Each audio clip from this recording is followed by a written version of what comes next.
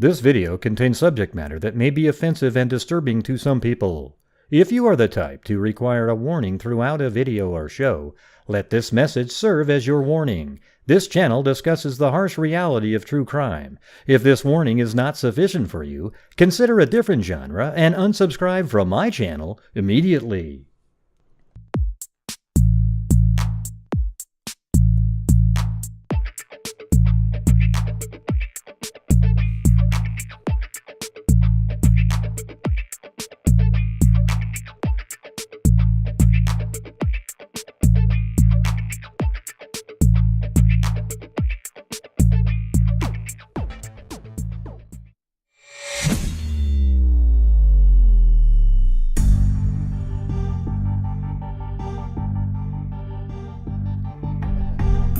Hey, look at Blue's in his spot. Oh, look at Chloe too. She's so crazy. Look at that. Look how crazy that is. Welcome, Esther M.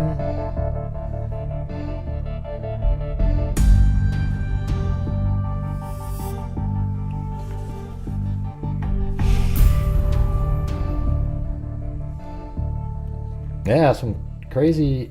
It just keeps getting crazier and crazier in the Delphi case, you know. But I thought I would do those two cases that I was going to do. Yeah, we get these trolls that show up here all the time, everybody. So just give them a good chuckle and move on. Yeah, they're just ridiculous people. Yeah, we always get the trolls that show up. Every single time. There's a Delphi, any kind of a hint of a discussion, they come out of the woodwork. It's amazing.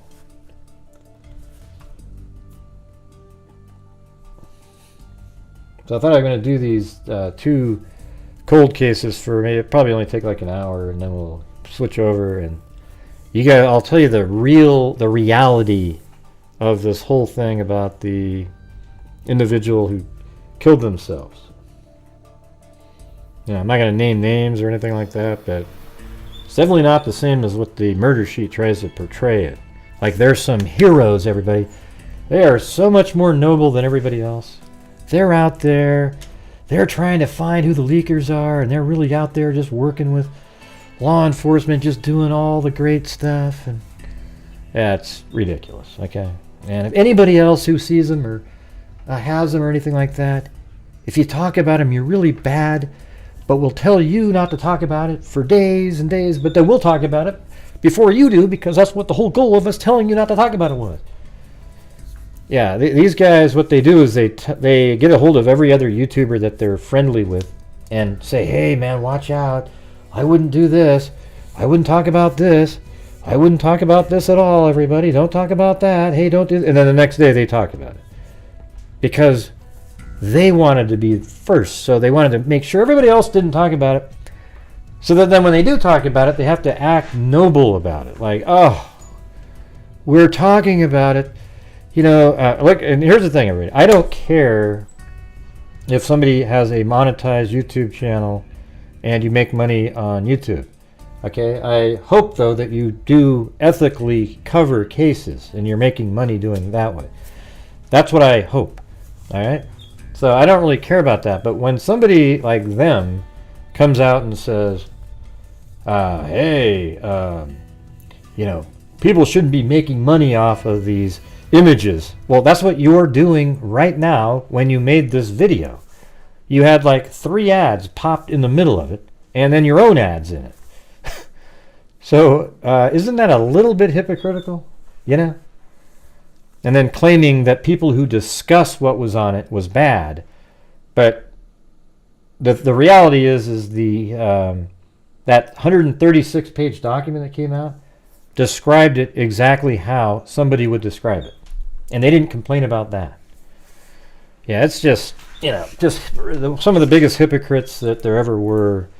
Okay, and normally, you know, I do... You know, it's great that they were able to get documents and so forth here and there, but a lot of people gave them the documents and, you know, never said gave them a bit of credit or helped them at all out in the sphere of YouTube or wherever it was. Okay, so you know, Nothing noble about those guys whatsoever. All right. Anyways, let's just take a break for a few minutes and do the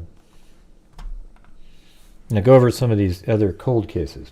And guess what, everybody? As you can see at the top of the screen, we're at 0 right now, as a regular new night. So if you'd like to help support the channel, see, on this channel, I don't even hide the fact that I try to raise funds to help support the channel. And we also donate a ton of the money, $168,000. We've given verified every nickel on the screen since January 2020. All right. And you can see it up on the screen. There's a tally. People go, why do you have the tally up there? Well, because it's a cool feeling. You know, I think that every channel that donated a ton of money would let everybody would know the figures. Okay. It's the ones that say, "Oh, I do. I just it's always on the side. I don't tell everybody though." That's because it's 0. All right, that's the truth of it. We have like the freak family here it's cool because you guys take care of me, and then I take care of we have a our DNA fund, our what do you call it, the scholarship. It's called the Fallen Freaks Scholarship Fund for forensic sciences or criminology, criminal justice type of degrees for college students, $6,000 a year. So 2 students will get $3,000, and it's in honor of anybody that's been a freak, a channel member. You know, somebody that shows up. You don't even have to be one of the green people, but somebody who likes the channel. Of course, if you hate my channel, I wouldn't think it would be in honor of you. Would you think that? I know, isn't it amazing, Ashley? What does that mean? Gray is so fat. Yeah, I mean, I gotta admit, I do look sort of chubby in the documentary. I'll admit that. But you can see me in the drone footage. I'm not rolling down the street. But when they have you in this little slouchy chair, you're kind of like, all glumped up. Doesn't feel great. Let's see. Are my headphones malfunctioning, or is there a hamster wheel turning? I don't hear it. Maybe it's... Oh, I think it's my... I need to put some oil on this chair. Thanks, Cairo! Chewbacca? Oh, I'll be Chewbacca. No, it's the chair I'm in. Look at it. It was quiet, but I guess now I have to put some oil in it. Darn it. Man, how about you guys just watch the damn show? You know what I mean? Like, who cares?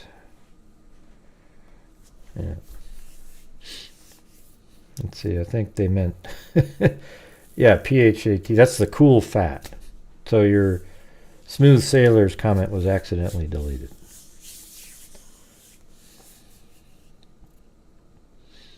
Yeah, well, guess what, Sherry? The only way that we're able to do all those things is if you guys are supporting the channel on a nightly basis. I know what it takes every month, so that's why I have goals and try to do it because, after YouTube takes their 30%, then I try to give over 50% of what's remaining after I pay taxes. So, I mean, YouTube takes 30%, and then I pay 28% of taxes, and then 50% or more of what's left is what I give.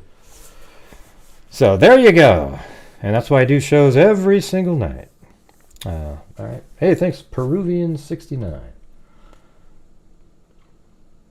So won't it be kind of cool just to do one of these, our old school cases? Just for like an hour or so?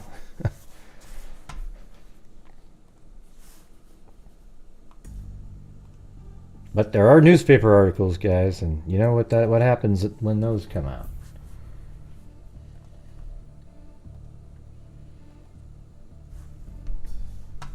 All right, here we go.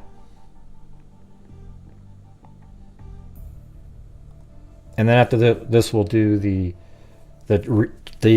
truth and the reality of what was going on behind the scenes in the Delphi case, and then we'll open up the phone line so that the trolls can ruin the show.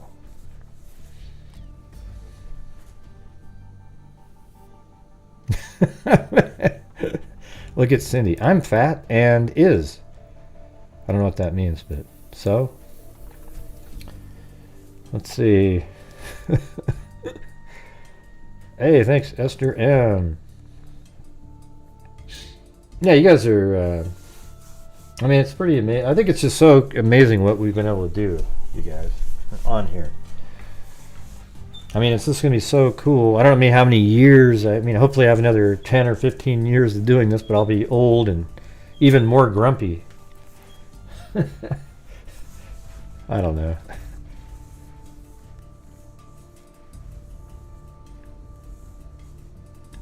Thanks for your work, Gray. Never cease laying down the ornery to the deserved. Semper Fi. Hey, Semper Fi to you too. I'm not a. I didn't fight in the war, military or for the Marines or anything, but I support you guys 100%. I think when 9/11 happened, I was contemplating, but I think I was past their deadline. I think I was 30. What was it? 36 or something? I don't know.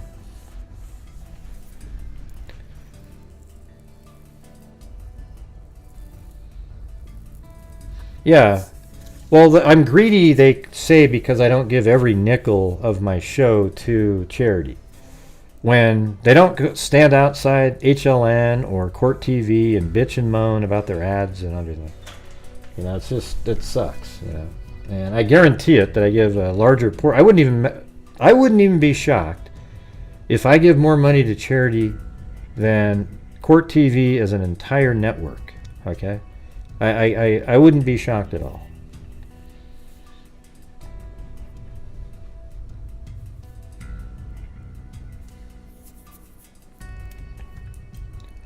Yeah, well, thanks, Esther. All right, so here we go. Let's just start off with this one. This was back in 1978. I feel sort of almost like, wow, what's going on here? Yeah.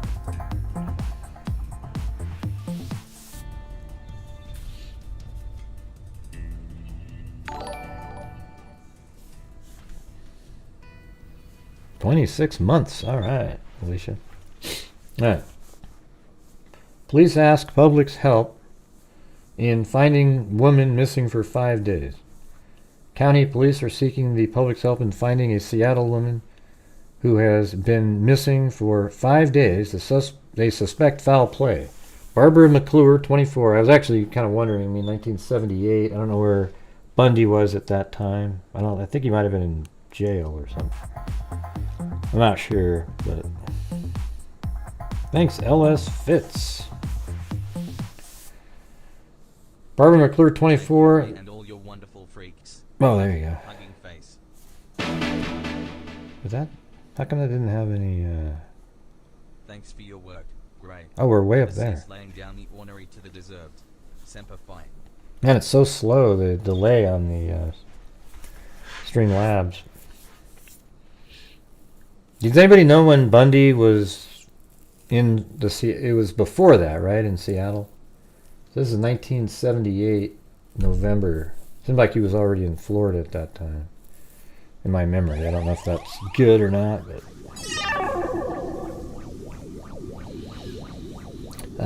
county police are seeking the public's help in finding a Seattle woman who has been missing for 5 days. They suspect foul play. Barbara McClure, 24, last was seen walking south on Bethel Way, or Bothell Way, let's see.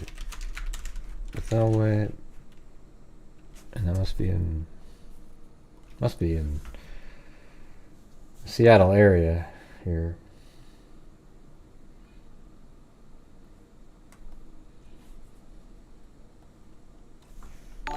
I'll just put a date here. Add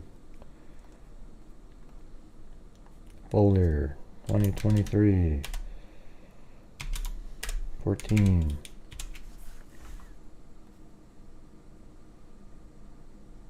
All right.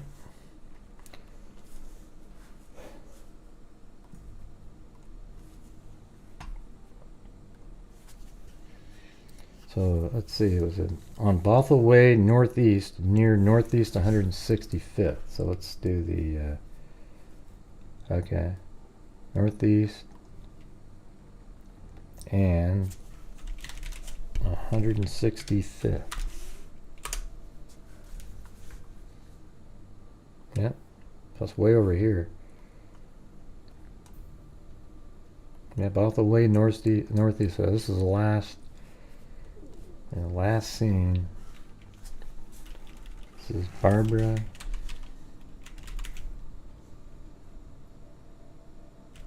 McClure, last scene. So it's 1978. I'm sure it looked different. Ah, look at that, of course. God. All right, can I copy this? I can't. There you go, everybody. The beauty of Google Earth. Google Earth is one of the most unstable programs that I've ever used. I mean, it literally just, for no particular reason, every once in a while, just kind of crashes. All right, but there we go. Shouldn't take more than a minute to get set up again.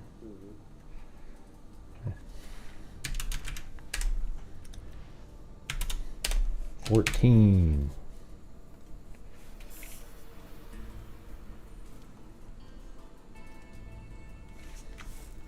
I'm just trying to get everything in here first, and then we can. All right. Right there.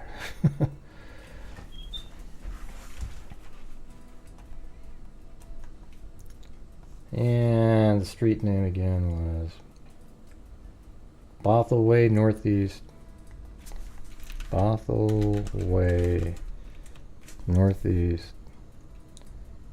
And 165th.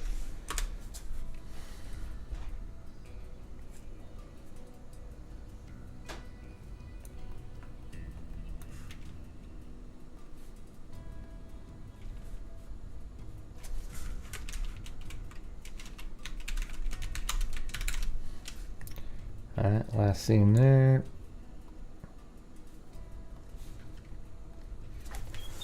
Okay, let's see. So it says she was walking south on Bothell Way, southeast, near northeast 165th Street last Friday morning. A couple she had been with earlier stopped their car and asked to take her home. She refused their offer and then left. And they left.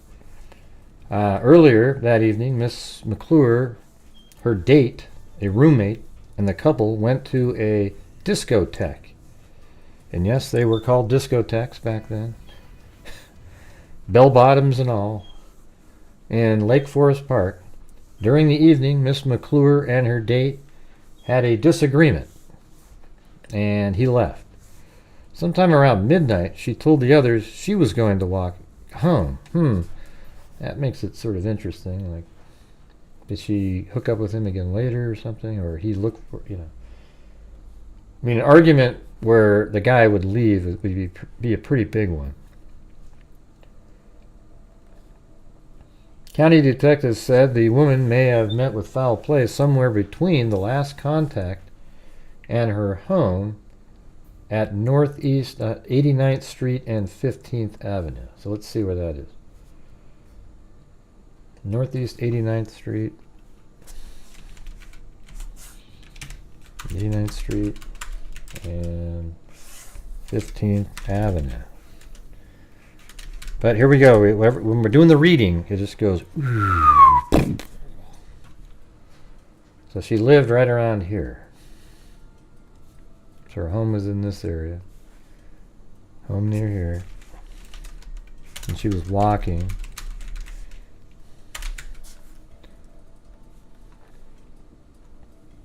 Now that's basically like a straight walk. She's heading south, so that totally makes sense, right? Walking south here would probably walk all the way down to this area, maybe over here and jump off and then get home. Somewhere right around in there. Hey, thanks, Sherry H. You look like Little Miss Riding, or Little Red Riding Hood in there. County detectives said the woman may have met with foul play somewhere between the last contact and her home at Northeast 89th Street and 15th Avenue. Police said she probably, let me save this before it disappears. She probably did not hitchhike home. A 2-year-old daughter is at home, and friends and relatives told police Miss McClure would not abandon her. She had less than $1 in her purse and no credit cards. Police described Miss McClure as 5 feet 5, 120 pounds, with dark brown hair and blue eyes. She was wearing a short black leather jacket, rust and green striped blouse, rust-colored slacks, and tan boots. Police said Miss McClure probably would have walked south on Bothell Way northeast and Lake City Way northeast to northeast 90th Street, then west. Let's see if I got that right. I was going to have her come off. Where's 90th? There's 91st, so right there. No, not right here. Yeah, I think that was the spot, right? Because these other ones don't. This one doesn't go through. So right here. I think that was the one because it went like this and then down. So, hey, look at that. Another good guess. So it's right here. This is 90th. And then straight down to where her house is.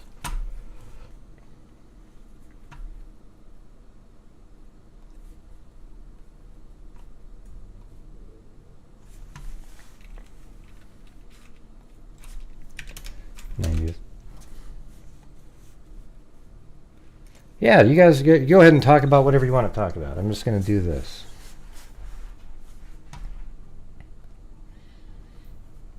Alright, so there was that. Then 2 days later, there was another woman feared kidnapped. The finding of Barbara McClure's driver's license in Snohomish County Wednesday reinforced the theory that the 24-year-old woman was abducted last Friday, county police said. So where is I can actually look it up. Underscore there it is.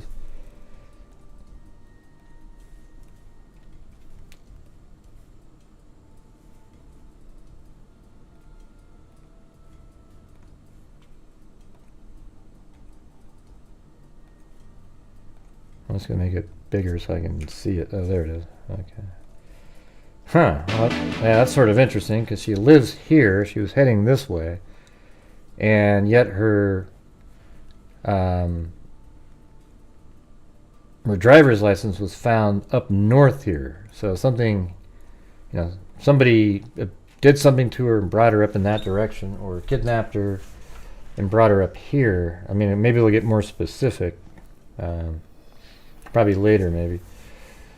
Was abducted last Friday, county police said. The driver's license was found by a road survey crew along Interstate 5. Oh, there it goes. Near its junction with Interstate 405. Okay, so let's see. There's 505, I-5, and 405 usually is like a loop situation.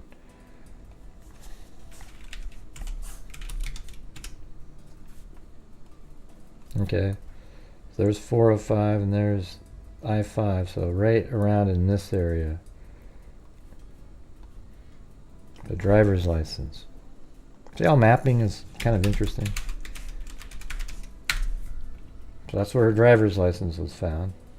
So now we can turn off this.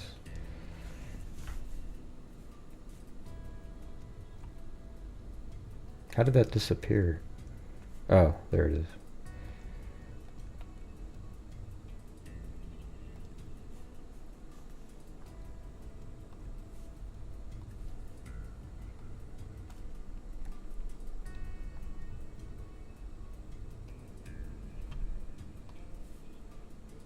Right here.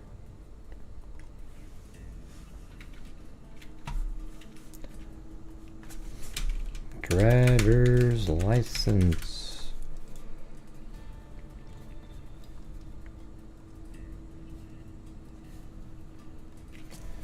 Okay, a further search of the area turned up no more evidence, police said. Miss McClure last was seen early last Friday as she walked along Bothell Way northeast near northeast 165th Street. She had been at a disco but left after a quarrel with her boyfriend. I thought her boyfriend left, then she left, but I mean, I guess that's true. She told friends she was going to walk home. Acquaintances said Miss McClure would not abandon her 2-year-old daughter. Anyone with information is asked to call King County Police. Alright, then 8 days later, another article. A reward is being offered for information about the disappearance earlier this month of Barbara Annette McClure, who police believe had met with foul play. Miss McClure, 24, was last seen walking along Bothell Way, northeast, near Northeast 165th Street, in the early hours of November 3rd. She had quarreled with her boyfriend at a disco and told friends she was going to walk to her home in the Northgate area. 5 days later, Miss McClure's driver's license was found near where Interstate Highways 5 and 405 Interstate... McClure's driver's license... Okay, just her driver's license. The reward offers $3,000 for information leading to the discovery and whereabouts of the woman, and another $3,000 for information leading to the arrest and conviction of those responsible. The reward is being offered by friends of Miss McClure. Anyone with information is asked to call the Major Crimes Unit.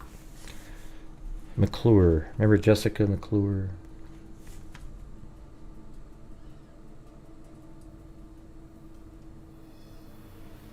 Here, I'll put this up there, just so you guys know where we're at. And Little Red Riding Hood is now the super freak. Alright, then in this is another newspaper site. It's a full, I think the first three were actually in a different site than newspapers.com. It was the Seattle Times. Murder suspect interest widens. So then, let's see. Renton and Spokane police have joined the list of authorities interested in Kenneth A. Bianchi, 27, a prime suspect in the stranglings of 2 young women in Bellingham and 13 in Los Angeles. Bellingham authorities said Tuesday they had been contacted by King County and Renton detectives regarding 2 missing women. Spokane police said they would talk to Bellingham police later in the week regarding the unsolved October murder of Kristen Baxter, 16. Bianchi, a former Los Angeles resident, was arrested January 12th in connection with the strangulation of Western Washington University co-eds Karen Mandick, 22, and Diane Wilder, 27. Their bodies were found earlier that day in the back of Miss Mandick's car in a secluded cul-de-sac in Bellingham. Never heard of that guy. You guys ever heard of him? Kenneth Bianchi? Bianchi has been charged only with possession of stolen property in connection with the case. King County police said they had made a routine inquiry in connection with the disappearance of a North Seattle woman, Barbara McClure. In November, Renton police made a similar inquiry about the disappearance of Lori Richmond. So they were just trying to see if it was connected. Yeah, let's see. Kenneth Bianchi. Let's see.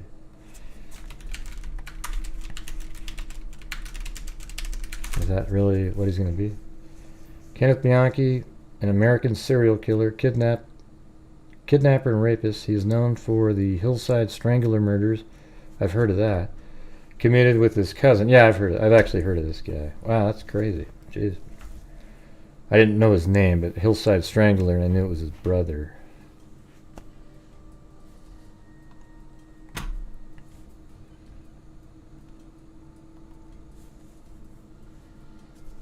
Okay, so this is a 2014 article. That's her right there.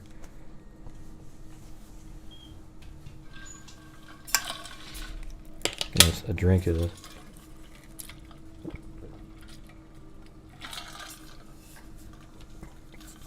I like these things like this. You have a little snap in the front, and you drink. It's like a straw. You drink out of it. And no, I'm not. There's no product placement here.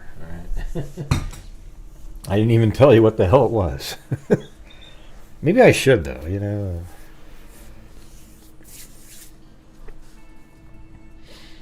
All right, you guys, we're doing the reading thing, and that's when it just goes. Where is it? Right there. Okay, but hopefully you guys find this mildly interesting. I mean, she was just at a bar with some friends. She's got in an argument with her boyfriend. She was walking down, I think it's called, what the hell is it? Well, it's 522, but it's also Bothell Highway Northeast, down like this, and was going to walk all the way home, and which would have been roughly, almost 4 miles walking, which is, it's probably an hour walk for her. And at some point, sounds like she got kidnapped, because she was supposed to come down here and go over here. They got kidnapped. Now, maybe though, I mean, I'm sure they've checked into the boyfriend, but it's interesting. I mean, he would have known that she was probably going to be walking home. Thanks, CR. Let's see what it says in this article. It's a new one, so hopefully it has extra stuff. It was 1978, and disco was the most popular style of music. This is Fox 13. The song Shadow Dancing, remember that? By Andy Gibb topped the music charts as disco fever took over a generation. And Fandango Disco was one of the hottest hangouts in Seattle. I wonder if it's still there. Fandango.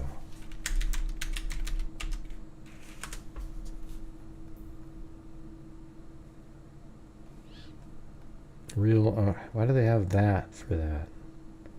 I mean, how would you even know what Fandango was if it wasn't there? Who knows?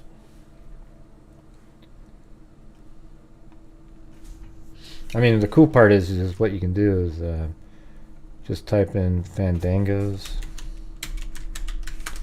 Actually, I can take that out of there.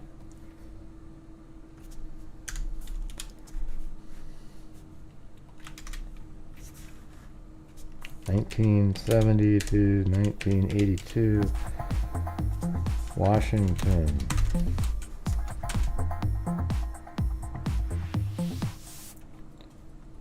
What the hell?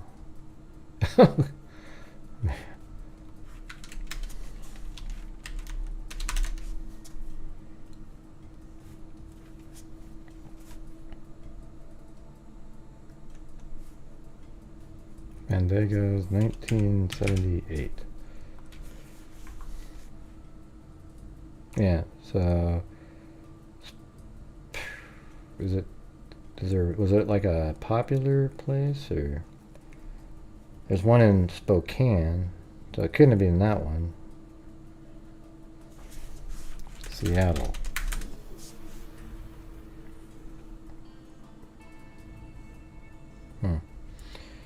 Yeah, the problem is they don't have Seattle times, so you're just going to get other parts, and there's no reason that you'd put an ad in the paper for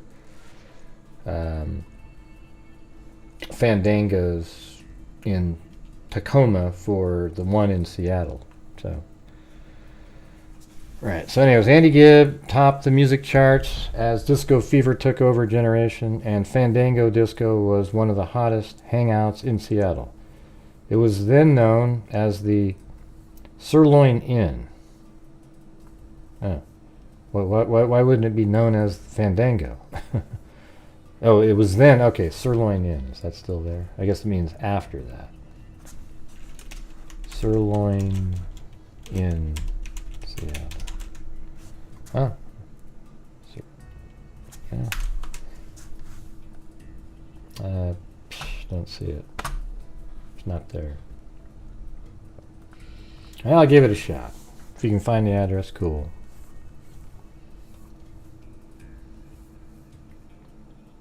Let's see. It was a disco located inside of it. So it was a disco inside of the Sirloin Inn. The night of November 2nd, 1978, thanks, Kami, 24-year-old Barbara McClure was there with friends. As far as we know, she was here with friends, including her then boyfriend. There was an argument or a disagreement between her and her boyfriend, and she decided to leave and go home on foot. Barbara lived about 5 miles away, but started walking home. So we already know that because we measured it. walking home alone along Bothell Highway. It was about midnight on that cold November evening. She was about half a mile from the club when her friends caught up with her.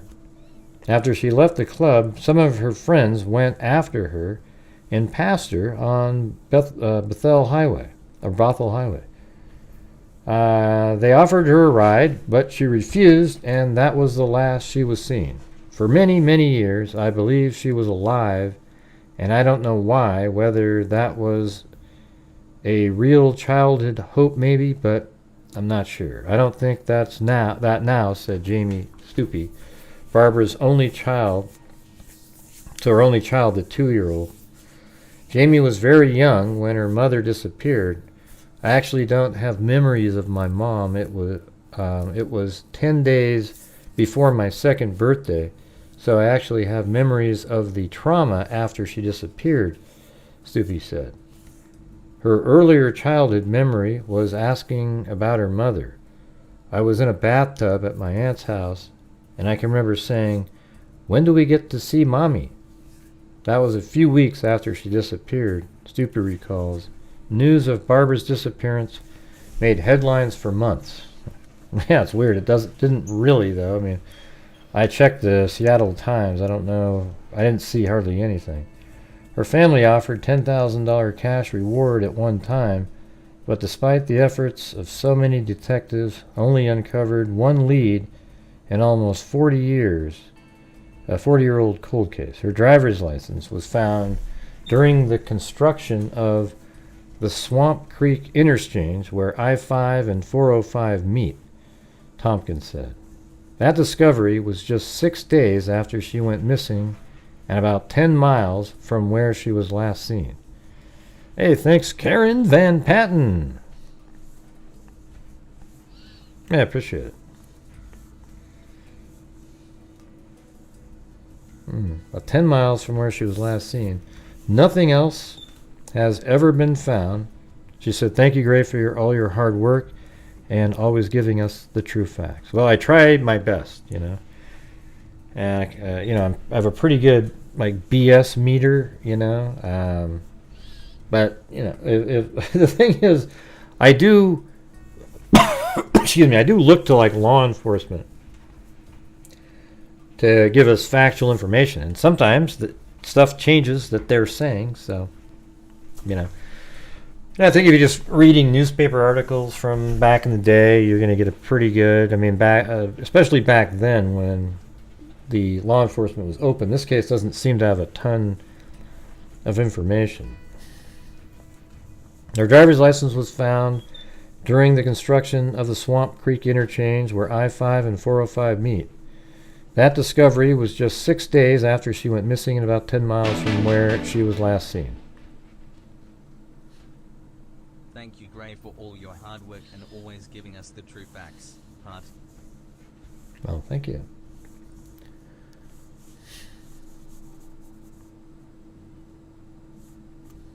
Let's see. That discovery was 6 days after she went missing and about 10 miles from where she was last seen. Nothing else has ever been found. Jamie has searched for clues over the years.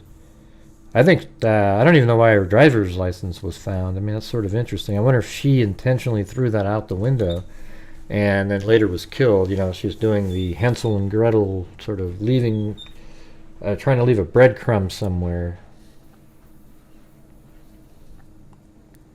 Probably the reason I've never personally gone after it before is fear of knowing, Stupi said. There's a fear behind who, what, how, And frankly, finding out she's alive and just left is clearly a fear as well. So as I've gotten older, the feeling of fear has become more real, and I realize at some point I'm probably going to be at a point where I need to deal with it more. She is now a mother of 5 and wants, the lady that's missing had a 2-year-old daughter, now has 5 children of her own, 5 children that her mother never got to see. She is now a mother of 5 and wants answers not just for herself, but for her children as well. That 2-year-old that doesn't have a mom anymore, of 5 grandkids, and would love to have an answer because I've always been honest with them, and somebody knows what happened that night, she said. And I believe it was someone who knows her, knew her. I believe that someone who knew her knows what happened. If you have any information about the disappearance of Barbara McClure, please call Crime Stoppers at Crime Stoppers. All calls are guaranteed anonymous, and you could receive a cash reward of $1,000 for information leading to the arrest. Crime Stoppers is 1-800-222-TIPS. So there's that. And then there was like this.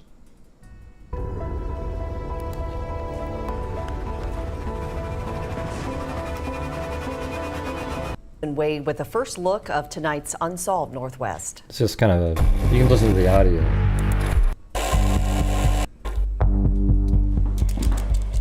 This one's like heavy. That's the daughter right there. When I look at her stuff, I feel sad, but I don't know that I feel connected to her and who she was. She kept every card she ever got. When I look at her stuff, I feel sad. See, that's her but right I don't here. know that I feel connected to her and who she was. Those look like a Bundy type. Every card she ever got. Is it possible there are some answers in here? I don't know. You were 2 when she went missing. Tell me what memories you have of her. Well, I hear she was very strong and beautiful and confident and loving and caring. I'm Jamie. My mother was Barbara Annette McClure, and so I am her daughter.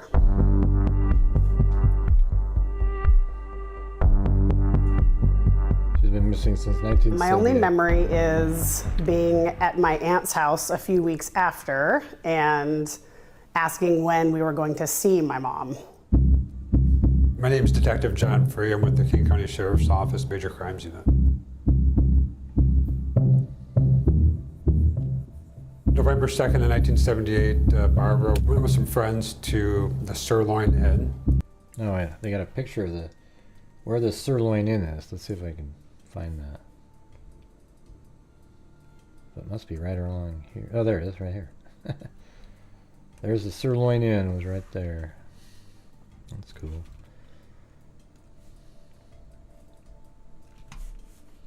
Sirloin Inn. See, it's cool. I feel like I could be good at puzzles now because it's just sort of like I could see that shape. See?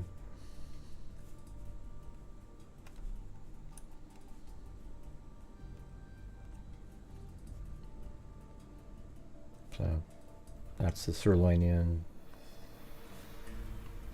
And so Sirloin Inn, last seen right there. She was supposed to walk all the way down to here, never made it. Then her driver's license was found up here. That means whoever abducted her, likely, it almost makes it likely that she was abducted, closer to here. I don't know. It could be right over around in this area because then you could shoot across. And I don't know if that allows you to get on the I-5 right there, though. Doesn't seem like it. Looks like you'd have to cross over and maybe you go that way. I don't know. It doesn't appear. So who knows? I mean, you're right here, you're walking home, and somehow looks like you got taken onto I-5, and then a license was thrown out a window or something in that area. There was an argument that took place between Barbara and one of her friends, and Barbara decided to... She was probably still upset about... Yeah, but she's she's no longer... I mean, the likelihood of her being alive is almost zero. Take a walk, and that was the last time anybody saw her. There are people that are here right now that know exactly what happened that night.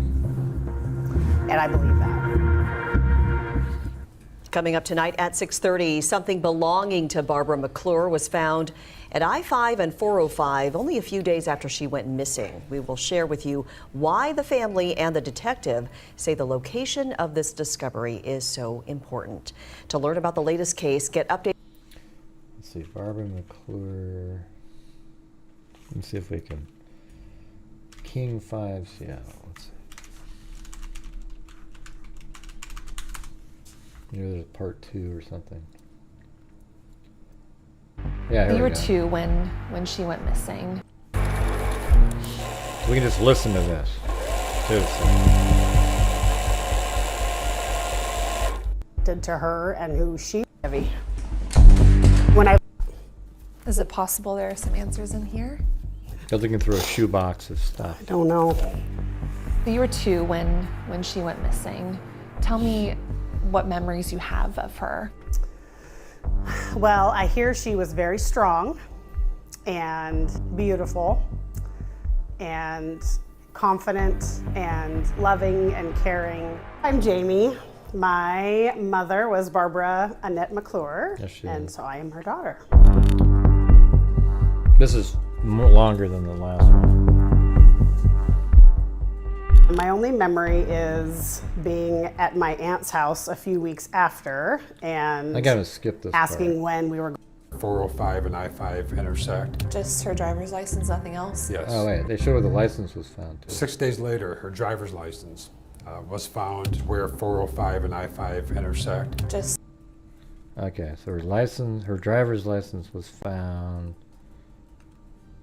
Hold on, where the hell? Up here. No, right there. But it's actually looks like it was found right over here. They said, so right in that area. I mean, that's what it looks like on here anyway. See that? It could just be they're generally saying, hey, this area here. Yeah.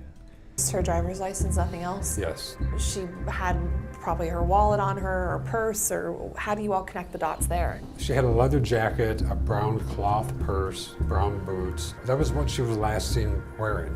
None of those items were found. Her license was found at an interchange, and you believe the proximity of that is really important to this investigation. Nothing else was found. I think the placement is very interesting. How did it end up there?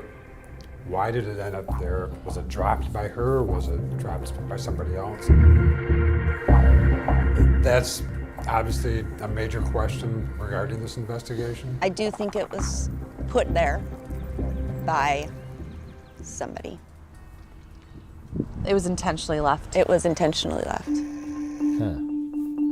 I'm Carlene Clapp. Jamie's my cousin, and I think Barb it's was the my boyfriend. I bet they all suspect the boyfriend. I was told she went away and was coming back. This is the day that your dad brought you to us. Your mom was already missing. Well, I mean, there's got to be a father out there in that too. night.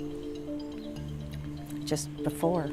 This was And the pain 5 after. months ago, actually. Barb wouldn't just vanish. She wouldn't just all of a sudden not be there. You know, I just felt from day one, it's ugly, it's gonna be ugly. My name's Margalie Smith, and Barbara McClure and I went to high school together. She had a twinkle in her eyes, and she was very matter of fact. It's on King 5 Seattle. You can go watch it. Just My type husband and I type in Barbara McClure King 5. offered to take care of Jamie. And she said, thank you, but Jamie was going to her dad's for the weekend. That was the last time we talked. Your gut feeling is it's not good. This is supposedly the last place someone saw my mom alive. And how far away is this from her home? 5 miles. What do you think happened to her? I will say that my entire life, I've never felt like she was dead. And certainly not out of that being the best scenario for me, because the idea of saying she left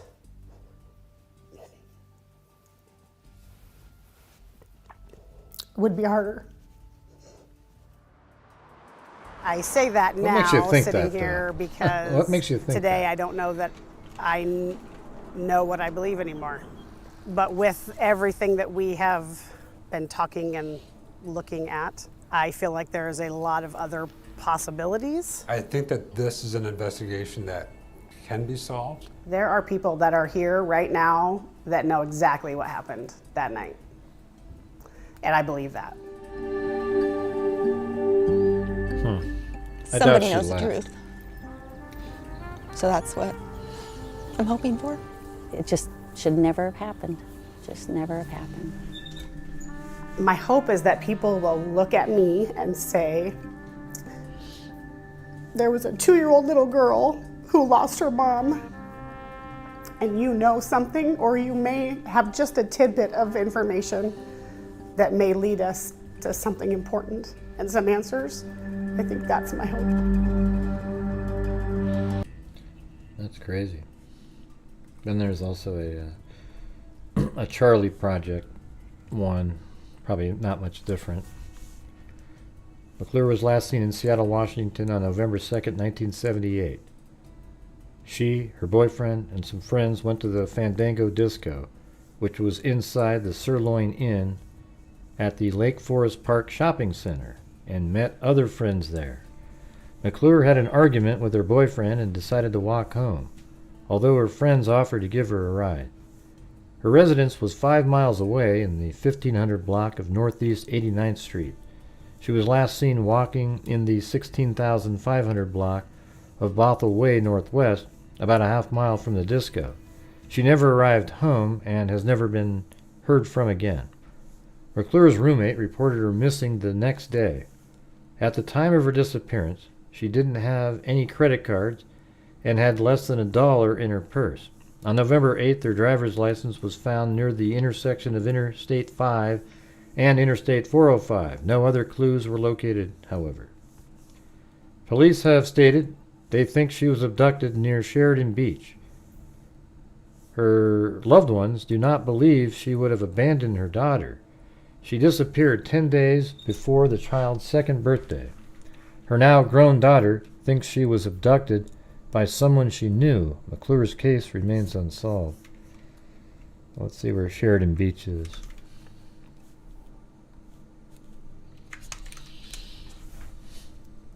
Yeah, so not much, just I guess in this area here. I guess that's just kind of the area. All right, well, that was it. That was that case, you guys. That was that one. So let's just do the other one. It's a little, I think it might even be a little shorter. So here is the Johnny Parnell. And don't forget, you guys, if you'd like to help support the channel, even when we're doing the crazy reading times, it would be absolutely awesome. Parnell. Yeah, Johnny Parnell. His actual real full name is Eugene Johnny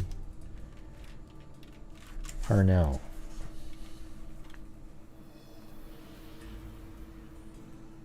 Yeah, and this one is 1989, December 4th. Be kind of cool to, in that last case, to try to get the sister to come on or something. I mean, that was a recent article. I mean, not the sister, the daughter.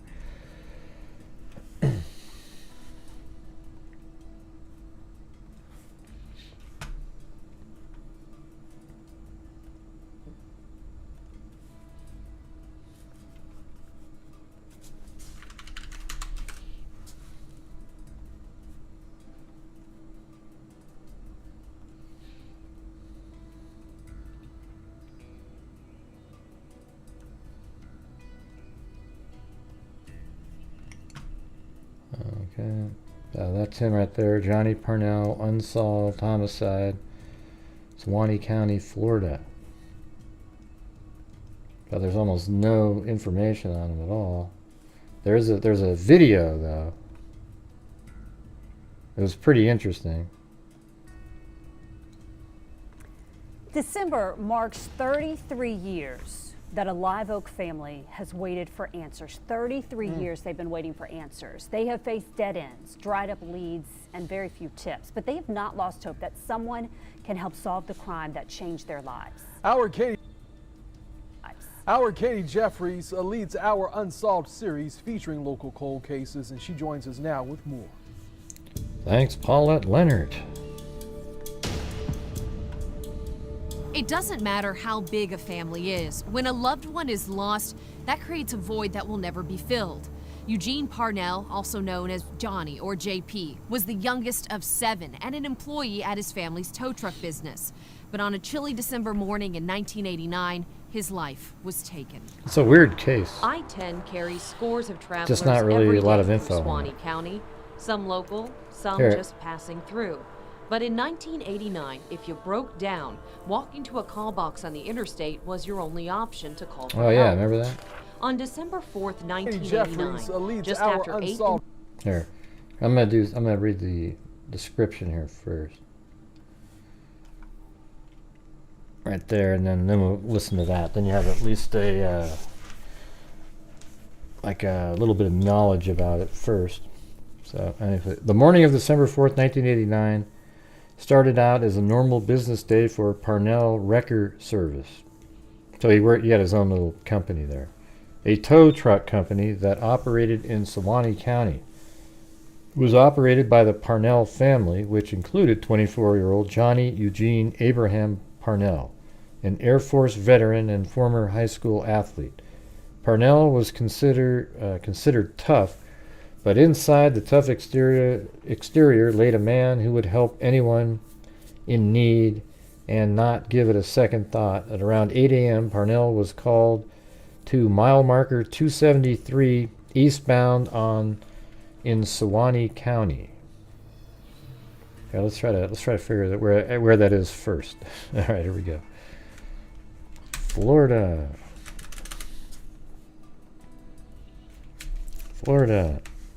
Underscore SUW.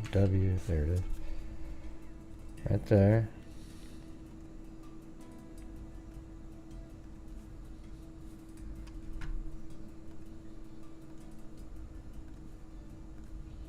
Man, I gotta stop doing these cold cases.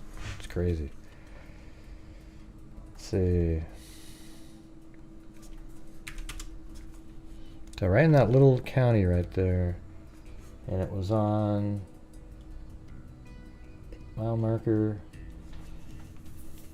273 eastbound in Suwannee County. Well, where though? What highway? What are you talking about? An Air Force veteran and former high school athlete, Parnell was considered tough, but inside a tough exterior laid a man would help anybody. Around 8 a.m., Parnell was called to mile marker 273 eastbound in Suwannee County in response to a disabled vehicle.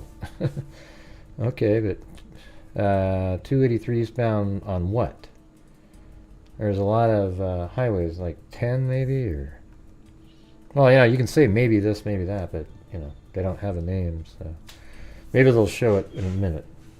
Okay, it's I-10. That's the one I first looked at right there. So I-10 eastbound. Let's see. Let's take a guess at a. Just fly in there. Yeah. Wow. This almost looks just like how it looks in the. There's a picture in that video. It looks almost just like that. I wouldn't be shocked if we aren't well, I don't know. I was gonna say mildly close. But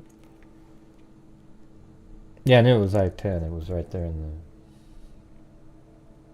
the article. And then it was also the first one I looked at when I zoomed in on the area.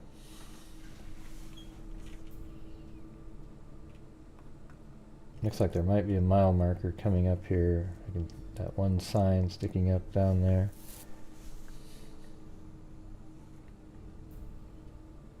Might not be anything though. No. Usually they're not up like that. They're just...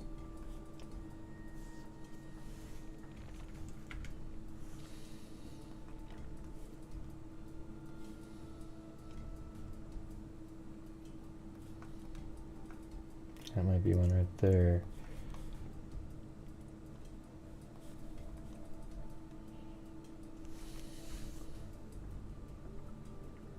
It's hard to tell though. No, he's not missing. I just want to find the spot first, and then we'll continue on with the story.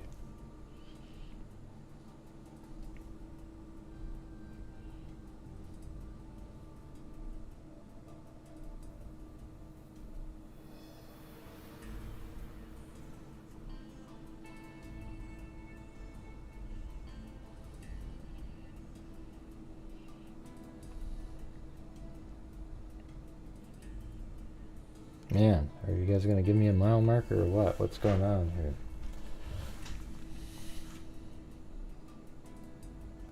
Maybe they're... let me just go up here. That truck's going to block it.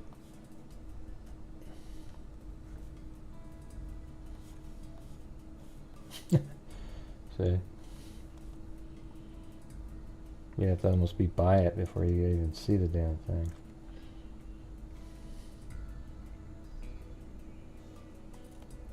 Alright, you guys, wouldn't have to want to throw myself in prison tonight, I can tell you that. You guys are...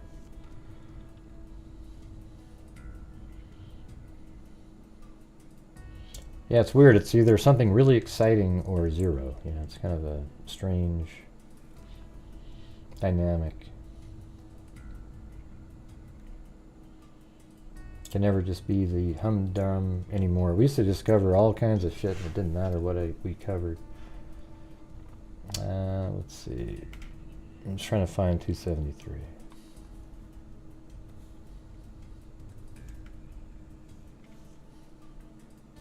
Ooh, what the hell was that?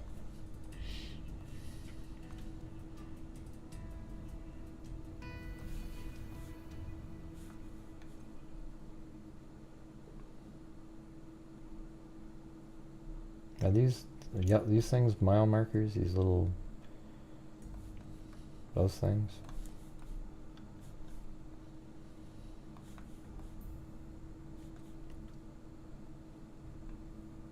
Looks like just like a reflection to me, like a reflector.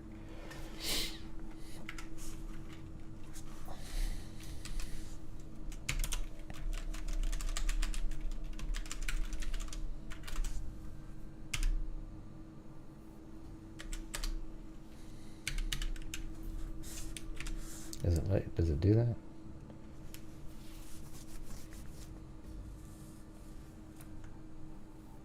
Florida 8. Why does it do that? That was kind of weird. I mean, the mile marker portion, when I typed that in, it was right there. I mean, that's... I don't know why. I mean, it says Florida 8, though. It's not really Florida 8. Hey, thanks, Carolina T. How's it going? I haven't seen you in a while. I got the...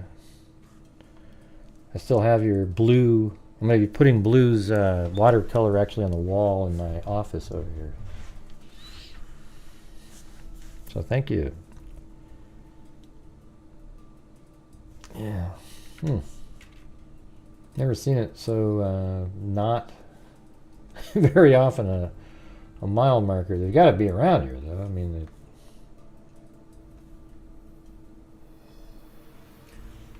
is that another reflector back there? I see something.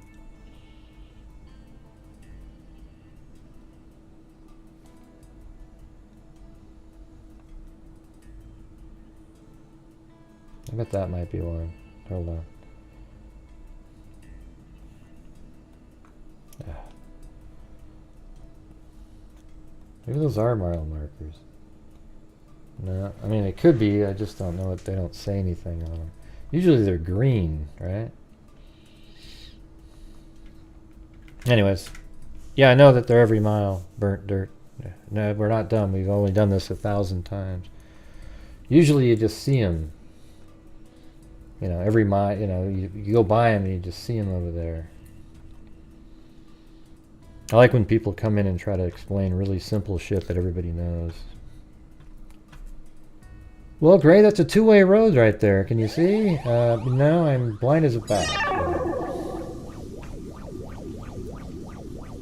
I'm kind of thinking those might be mile markers, these things.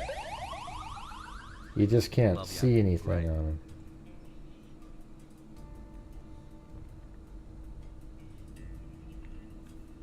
We'll try just for a couple more minutes.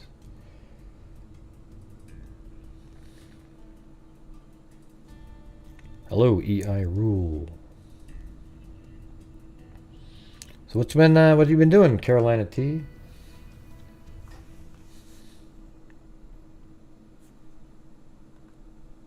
Yeah. Hey, LS Fitz, let me tell the damn story, okay? I'm just trying to get this spot first. All right, thanks. Don't you love it when people never heard of a case, but they quickly look it up really quick, right in the middle of you telling the story, and try to throw in stuff into the chat. It's amazing. It's like, hey, thanks, CR. All right. Maybe coming up here, I think I see I see a green sign way back there, but one up, another one on the ground here that looks like it might be pretty good shot here at being a mile marker. And then what we'll do is after that, we just go ahead and, oh, come on. I'm just going to go down here.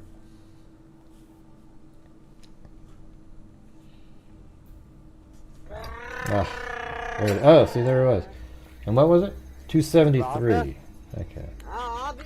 So it's back 18 miles I got my Nefarious sweatshirt today. the other direction. Oh, yeah? Awesome. Yeah, the Nefarious ones are cool.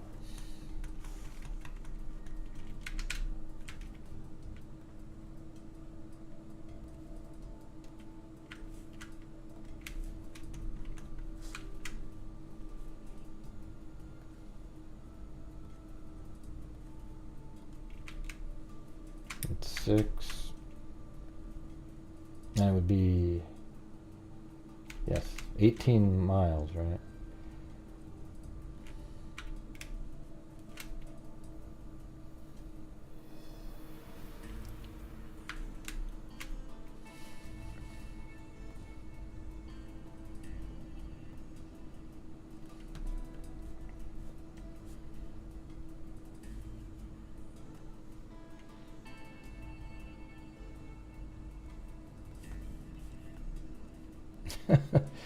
I see one up there. I see one, but man, is that? I bet you that damn thing's gonna get in my way here. I can see one right there though, and we're looking for 273, and I'm pretty sure this is gonna be close. It's either this one or the next one, but it's got to be this one because it's never off by a mile doing what I just did right there. And there it is, 273. Can I get a boom? See how it takes a little bit, but you can sometimes. Yeah, let's see. There's 273.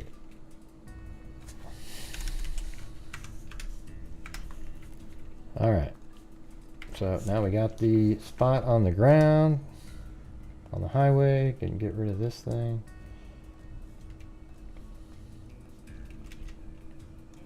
Goes just kind of on the western side, but on the eastbound. All right, so it said, on the morning of December 4th, 1989, started out as a normal business day for Parnell's. Yep, and then you got a call at around 8 a.m. Parnell was called to mile marker 273 eastbound in Suwannee County in response to a disabled vehicle. The call was placed through a motorist call box that was close by, shortly after a passerby saw Parnell's body lying motionless towards the end of the wrecker, his vehicle. The witness reported it to the agricultural inspection station, and the officer on duty responded to the scene. Parnell had been shot dead by a bolt-action rifle, which one of the freaks up there had to jump in with. Bolt-action rifle with an odd caliber that is not common. He was shot in the upper body, and his gloves and glasses laid nearby. The deck to the wrecker was also inclined, and the tow wire was also down, which painted a picture that Parnell was preparing to actually help the disabled vehicle. Parnell's brother Charlie arrived at the scene with a coat his mother gave him to cover Parnell's body in a gesture of decency. In an upcoming interview with the First Coast News, Katie Jeffries, Charlie states that he remembered hearing the gunshot that killed his brother as he was heading home to pick up his work uniforms. As he picked up his uniform, his mother called and informed him about Johnny lying on the side of I-10. Evidence in the case suggests that Johnny fought back against the suspect before his death, as there was forensic evidence to provide this clue. So he actually fought back. He did not go down without a fight. Perhaps the scuffle also helped investigators later obtain a DNA sample from Johnny's clothing. It was also noted in the original report that a money bag containing $50 was also missing from the truck. However, Parnell's sister, Denise Knight, had denied this. There have been few clues in the Parnell case, including dead ends in search of the murder weapon that killed Parnell, but that has not stopped the family from seeking answers. Then in July of 2022, Swanee Valley Unsolved became involved in getting Parnell's case reopened and retold to the public. This included a meeting on Wednesday, August 10th with the author, investigator Chuck Tompkins of the Suwannee County Sheriff's Office, and Katie Jeffries from First Coast News. As a result, Parnell's story was told at the Live Oak Cold Case event on Thursday, August 11th, and will soon be aired on First Coast News in October. There will be further, that'd be kind of interesting to see that. There will be further efforts to get Parnell's story to the public through other media formats. As of right now, forensic testing is underway to determine if the DNA sample will be usable for forensic genetic genealogy. Hey, there you go. When was this written? Oh, this is about a year ago. So, a method famously made use of in the Golden State Killer case. Since then, it's been used to identify previously unidentified human remains and suspects, and we do that all the time. Because every victim matters. Thank you, Amber Maiden and Eugenie. And CR again. I got my Nefarious sweatshirt. Those are pretty cool. Ocean wave, ocean wave. I need to make one that's I might like start over again and make a whole new sort of merch setup, you know? Who knows? Parnell may not have been the target, while some suggested that Parnell either knew his killer or that this was a random act of violence. However, investigators need more than a rumor and innuendo. They need true answers, and hopefully, and hopefully someone will come forward and give the family the much-needed closure that they deserve. If you have any information pertaining to the case, call SCSO at 386-362-2222 or Crime Stoppers at 386-208-TIPS. Alright, so there's that, and then we've got the, let's see, is it on here?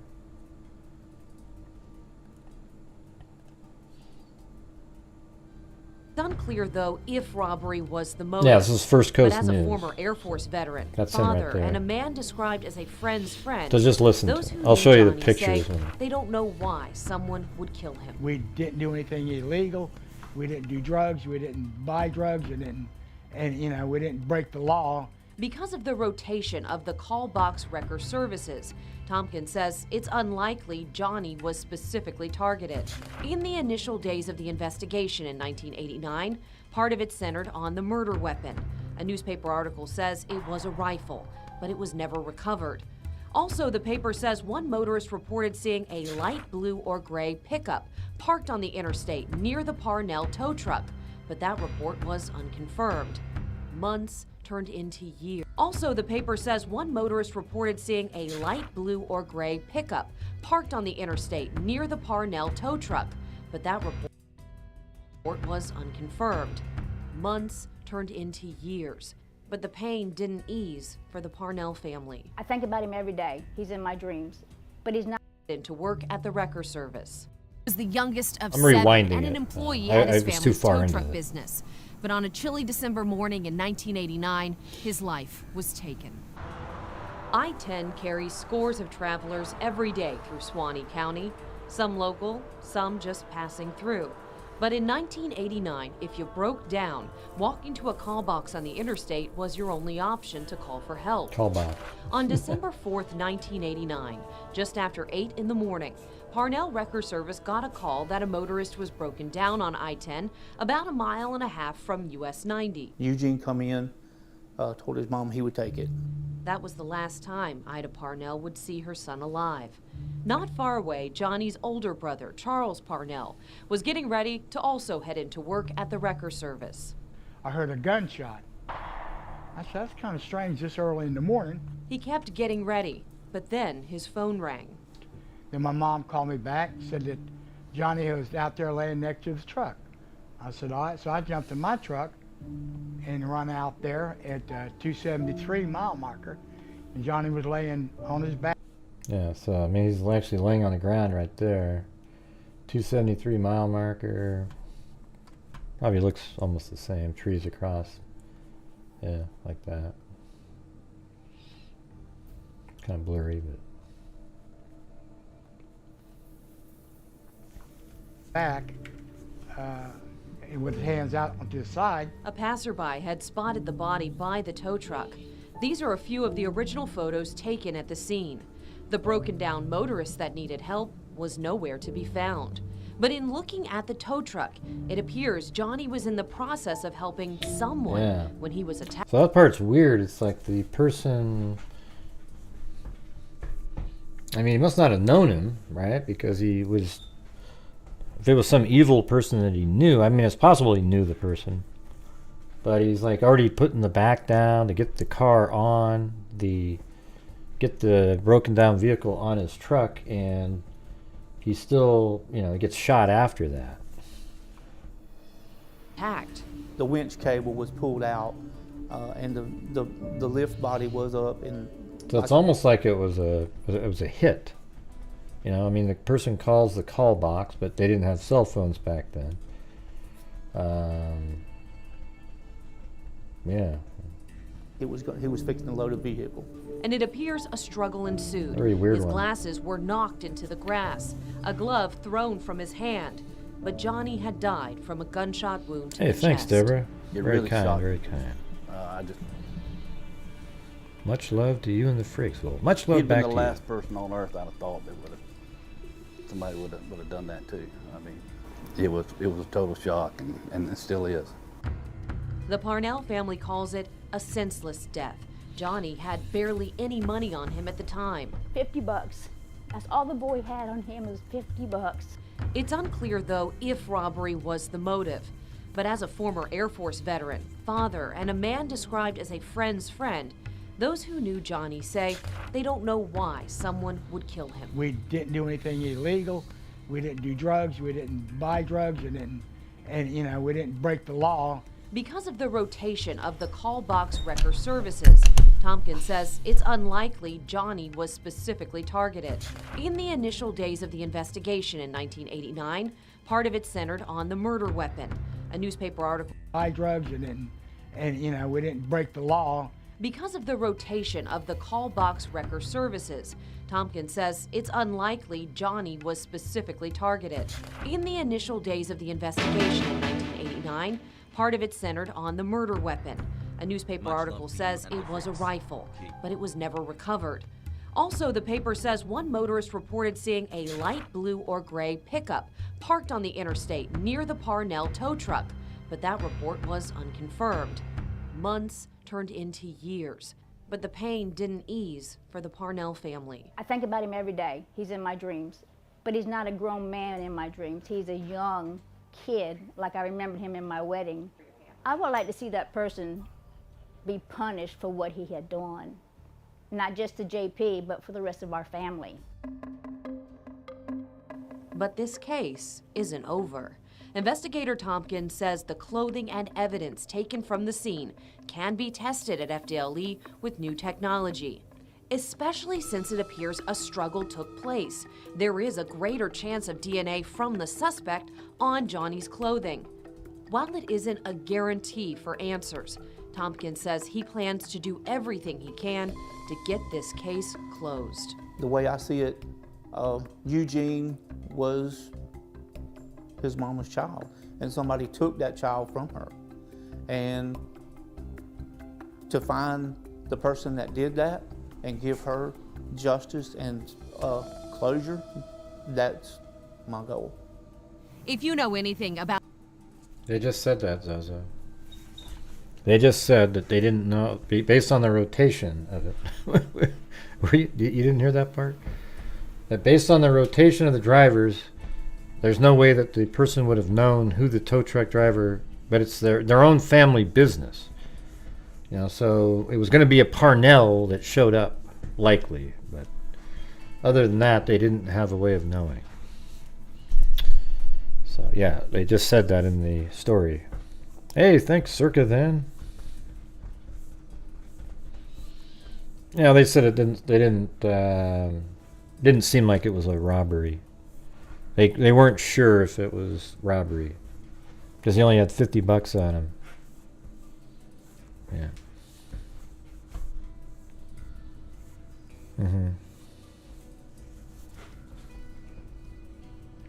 So there you go. Another crazy one with almost no information, but I always find those ones pretty interesting, you know. I mean, here you got this guy, he at the Parnell trucking company, basically, and he goes out to help somebody with a car trouble after they use one of the boxes on the highway to call.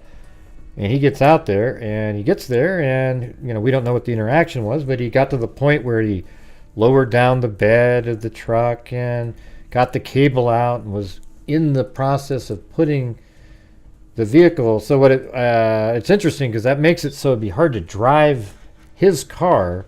So it's almost like the person who did this wanted to make sure that it'd be difficult and time consuming so that he could get away quick. So maybe originally it wasn't meant to be a murder. He maybe was really just like, hey, give me your money. And then remember how they said that they got in an altercation and then he ended up being killed. But then also, you know, maybe the rifle was used to say, hey, give me your money. And then Parnell went at him and then he got shot. And then the stuff down on the, you know, the back being down and the cable out, he wouldn't just be able to chase him really quick, you know. So, you know, it could be something like that. Hopefully they got DNA. That'd be pretty sweet. But this is already 14 months after that article there. So there you go. No, it was just like 2 minutes before he said that, Zozo. Not the start. It was like really, literally. That's so funny. I tell her every day, I go, do you know that you ask questions literally a minute or 2 minutes after it was already answered? Let's see.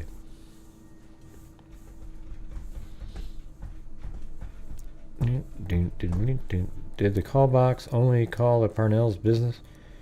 Well, I don't know. I'm not sure how that works. Maybe it does do that. Like it calls the closest one. Yeah, you missed that because we haven't got to that yet. I did the 2 cold cases first. It's been an hour and a half I've been here.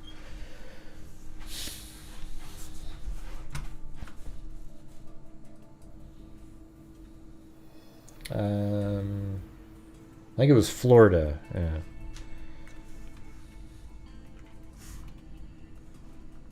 Right? Yeah. Suwannee County, Florida. Right there. Mile marker 273. Parnell. You know what I'm saying? Yeah, it says those are like true mystery ones. Kind of weird too, you know? There's weirdness there. And the last one was weird too, but you can see why they're not covered so much. But like I said, we've covered thousands of cases here. Sometimes we, you know, like the Delphi case has been so big lately with different things that it's been hard to get off of it. But the normal show, like throughout the year, are stuff like this. This is what we do. You know, so if you're not interested in that stuff, I'll probably be a pretty boring channel to you, because it's not always the really cool, the really big one. It's these sort of random cases that almost nobody ever talks about, but also deserve to be talked about, like all the rest of them. It calls the highway patrol, and then they just dispatch a random one. But they probably call the closest tow company, right?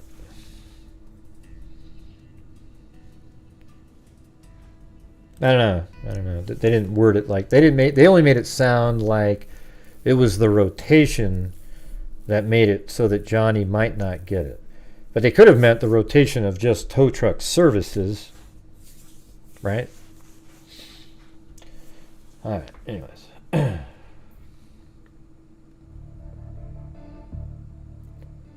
Well, so that's it for the 2 cold cases. You know, I guess maybe we could try to, I was thinking of maybe following up on the first one. Both of them might be cool follow-ups on, like, hey, how did the DNA turn out? You know, if you need funding for that, we could do it. Because maybe they're in a small town, maybe they can't afford it, you know, so that'd be a cool one to get an answer on, wouldn't it?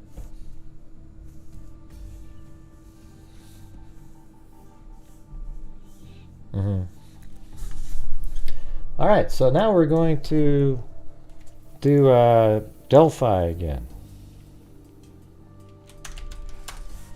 And if we could get to that goal tonight, that'd be great.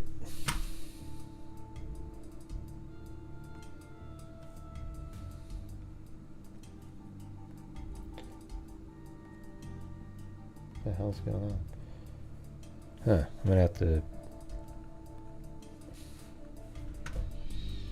Not sure what's going on with Zoom on my computer. It keeps having me try to sign in again or something. Oh, look at that. There's Chloe in blue.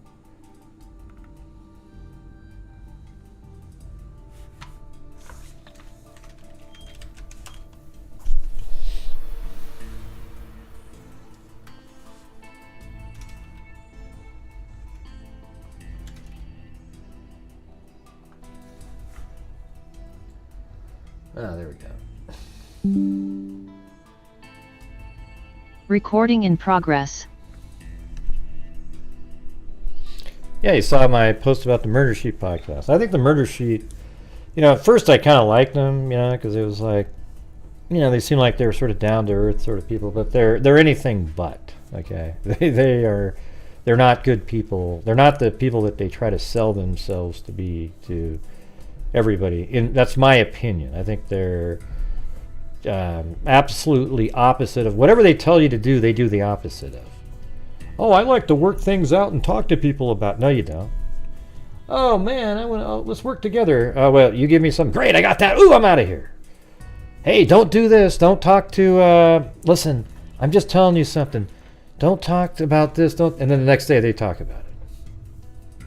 It's everything they do is about themselves and how to make themselves, you know, have a better, you know, show or what. I don't even know what to say. It's really, yeah, like Zozo said, disgraceful. I mean, it just sucks. You know, unbelievable. It's embarrassing. Let's see.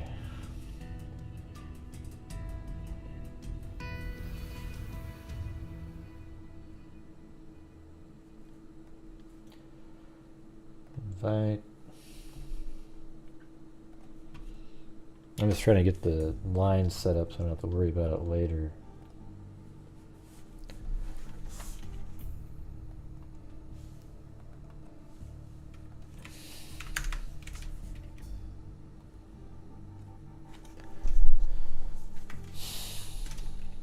Zoom, Colin. Oh yeah, so that one works.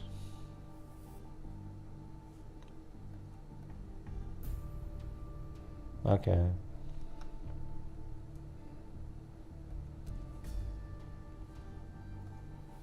So I turn that on. Let me get rid of the Israeli side because that's not. Well, just you'll be able. I mean, you call on the one on the right. All right.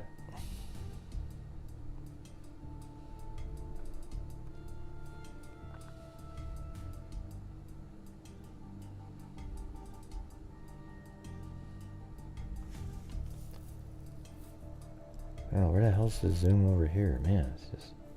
Okay.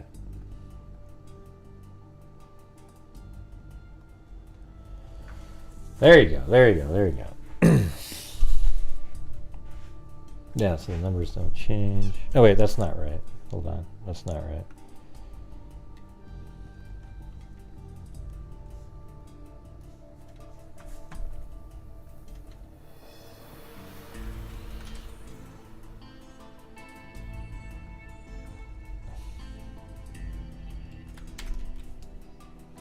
Okay. All right, there we go.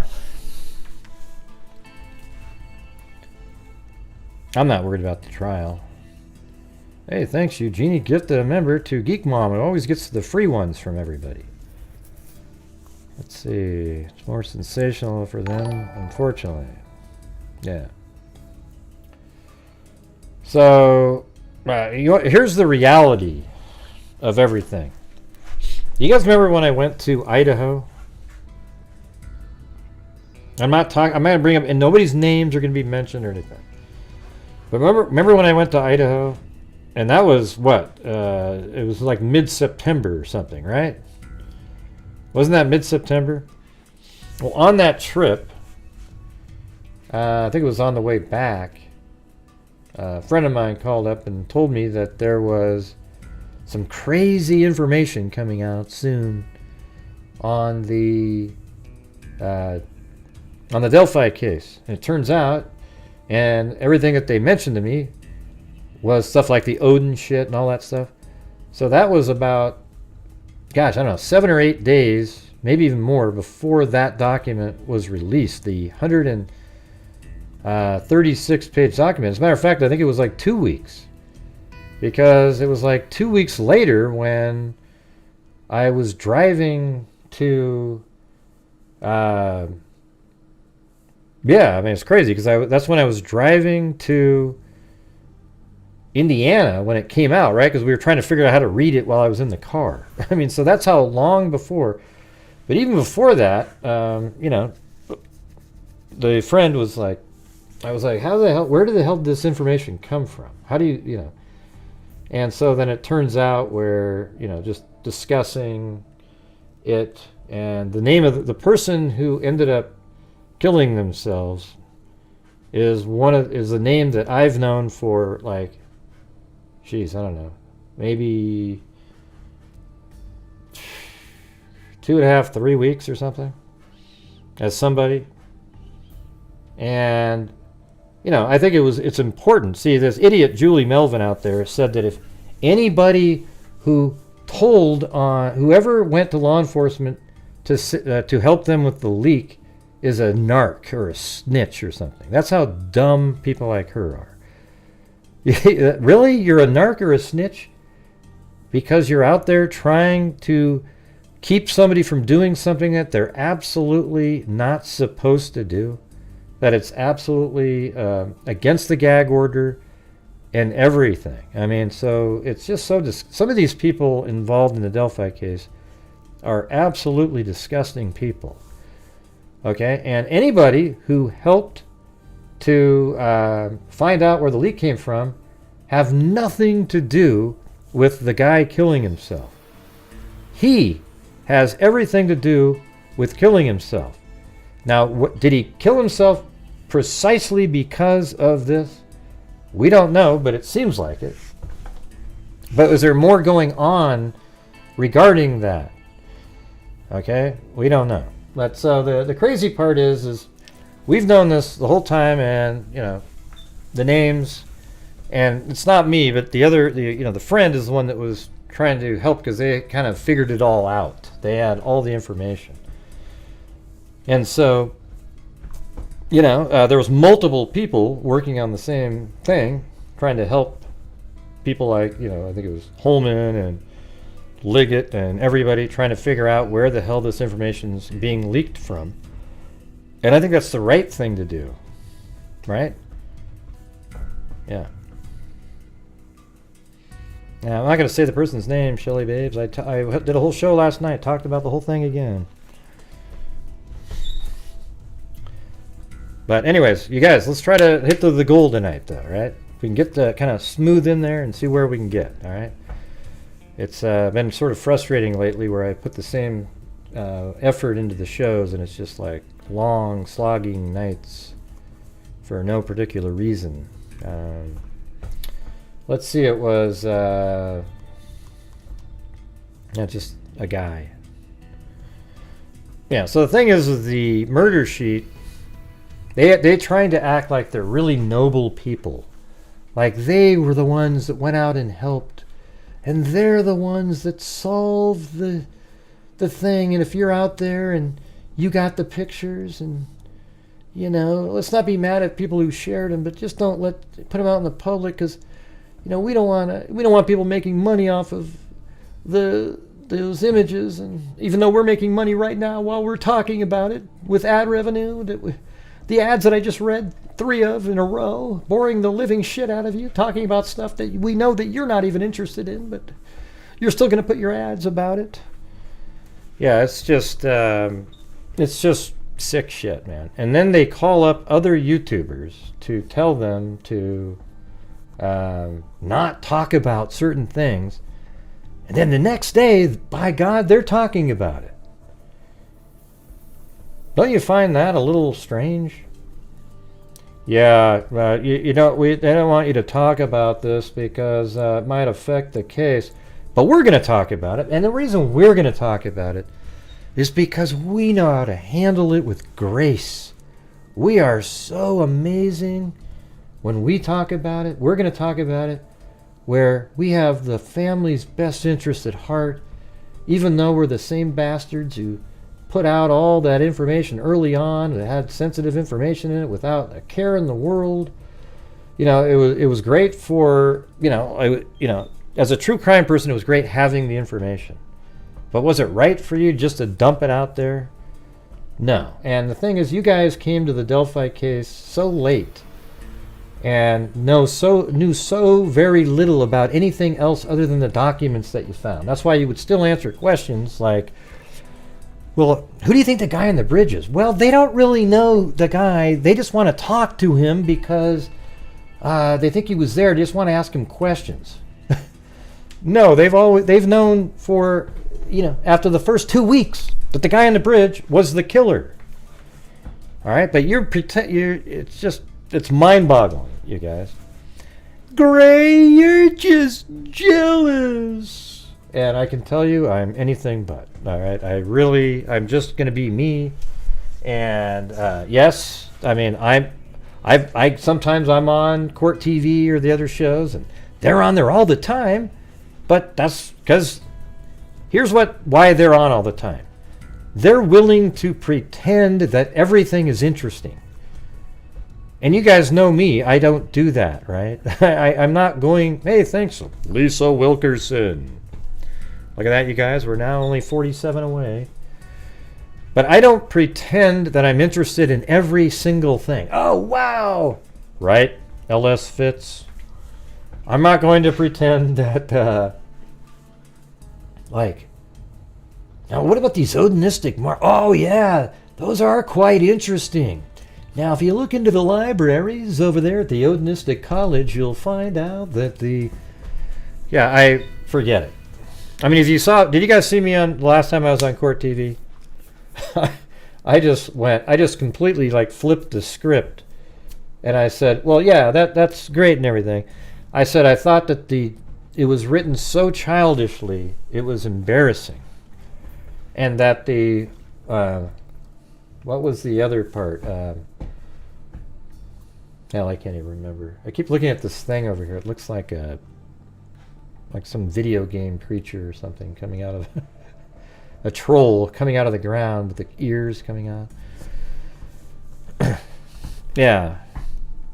And I said, well, why do you think the document left out the 3 girls that he saw coming in and they saw him?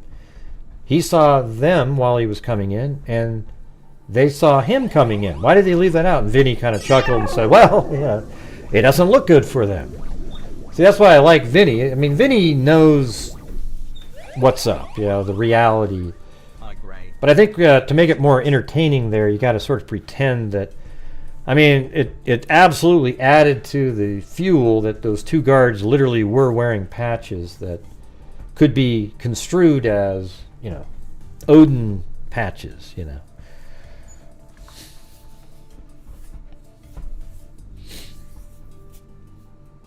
Huh? What are you saying, Cindy? Yeah. That's not what it was. He didn't think I was going to fire back with something like that. Yeah. He should have went like, yeah. And then he did agree with me when I said the part about, but it's crazy that, the whole thing about Keegan Kline and, that he only didn't get to meet the girls that day. Keegan Kline is because some other random killer killed them. And he was like, yeah, I think the same thing. So that was kind of cool. I don't know. I guess here's what you can't be. When you're on those national shows, you can't be a straight shooter. You have to be somebody flexible where you're willing to bend your actual thinking to sort of fit the story that they probably want you to say. I'm the weird part is I know that they know that I'm not like that, so it's I'm just never going to be like that. I'm just going to say what I think, even if it's not articulately said. Hey, thanks Linda Howe, as in Linda Molden Howe of the Cattle Mutilations. Oh, hold on, we got some phone calls here. 216, you're on. 216.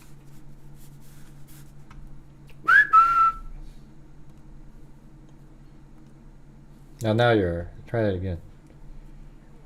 Yeah, hello. Who's this?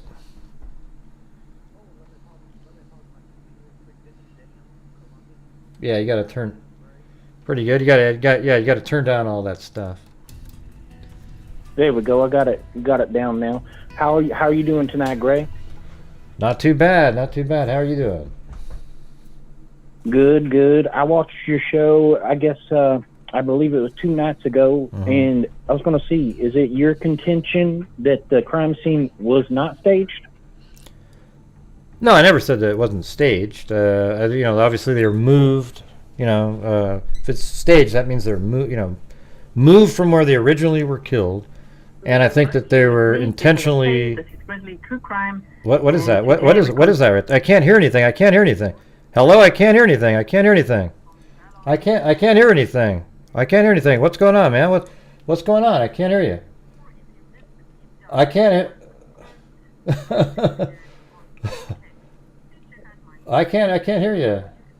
hear you. Chronological order, yeah, so you could just play it from. Well, hold on, I'm trying to figure. From the top. I'm trying to mute. Oh, there you go. Yeah, who's this channel? Oh boy, that was a mess there, Gray. Well, no. Happy to be here. Well, it wasn't a mess. There's a guy named. There's a guy that was trying to put another channel's name in the chat. October of 2015. Like they always do. We're going to be looking See, that's what at I'm saying. They're doing it again. Hold on, let me get rid of them. There it is. That's what I was looking for. Sorry, what was that? It was a troll. This resizing is when I talk to you guys. Hold on. As we all get ready, and so we'll be looking at that. And of course, now in hindsight, sorry for it, Nick. Oh yeah, man, I gotta. I'm just not even gonna do the call in. I think there was like some kind of crazy. No more calls. Hey, we're done with that. There was like every single caller on there was a troll. If you can believe that. Every one of them. You guys couldn't hear him, but.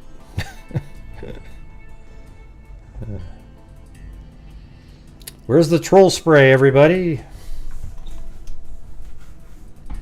Yeah, I already shut down Zoom, so not gonna do it. And I wasn't even able to remove the person. No, he wasn't normal, Zozo. He was doing the same thing. He started throwing out the N-word right after that. Yeah. There wasn't an accept anything. I mean, I'm not dumb. I know what I'm doing over here.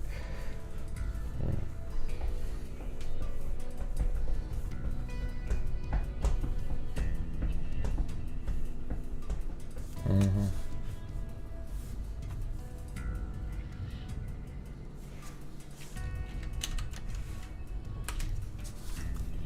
Here, I'll try it again. I'm a glutton for punishment. Yeah. But it just shows you how disgusting people are, you know. Like, that's what their goal is. Hey, I'm going to call in and I'm going to throw out some profanities and it'll be so cute and fun. It'll be all neat with all my friends. We can all talk about it. And recording in progress. Embarrassing. Hey, thanks, JD White. Is that troll spray? Hey, Mr. Gray, great to see you and all the freaks. Here, I'm gonna get the... Gotta get the number again. So, hold on. See if we can do it.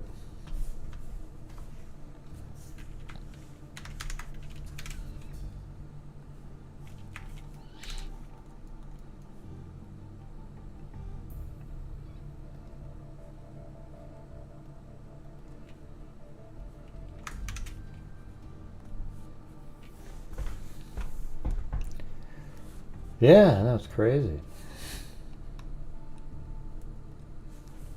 All right, there you go, man. There you go, huh?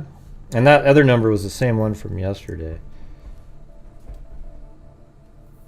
They're, you know what they are though, is they seem like they're a stalker.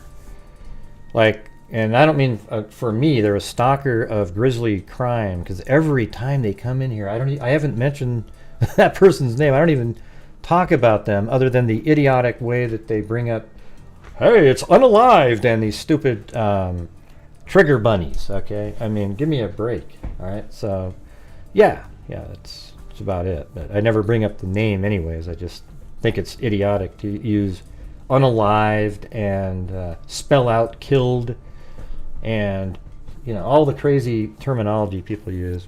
Hey, thanks, Jessica Schubach.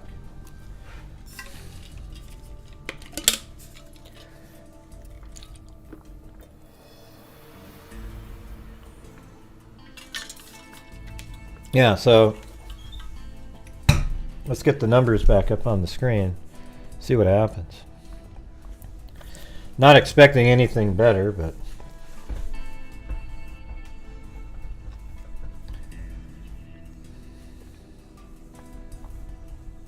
you mean she does that all the time. And also the clown does that a lot. And so does JLR, even does that. It's like, come on, you guys, just do it, man. These are words that exist. Chewbacca? Oh, I'll be Chewbacca if you want me to. Hey, thanks, Joel Sane. Hey, do you mind if I ask you a question? Why do you always have that random number, like 1122 or, you know, something like that? I'm just curious, because I see it and I want to ask, but this time I'm actually asking.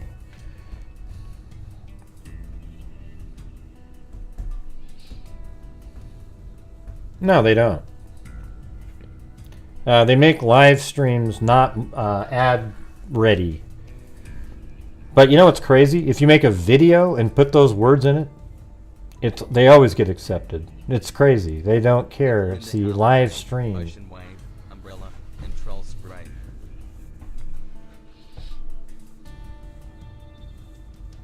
Yeah, well, good for you, Stacy.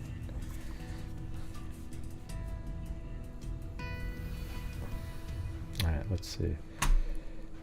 Good luck somewhere else. I can already tell just by the way you talk, you're ridiculous. All right.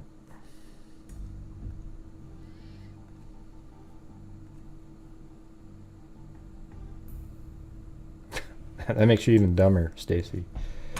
Let's see. Hey, thank you, Kathleen Canick. God, every person she said is the worst. It's wild. Chewbacca? Oh, I'll be Chewbacca if you want me to. Love to the freaks. let's see. Right. So, I mean, in terms of the information that about the leaker, that was already known stuff. And last night, I thought I would mention it, but not use the name. And so, you know, it was before that, though, that the murder sheet was telling people not to talk about it. But they saw that I had mentioned it in a generic way, so they just couldn't have it that way. They needed to be a part of the thing, so they came out and then they used real first initials and everything of people. And later in the day, everybody found out who the names were and everything. I'm still not going to say the name, but they do. They refer to the names, okay, and even use somebody's whole first name on there.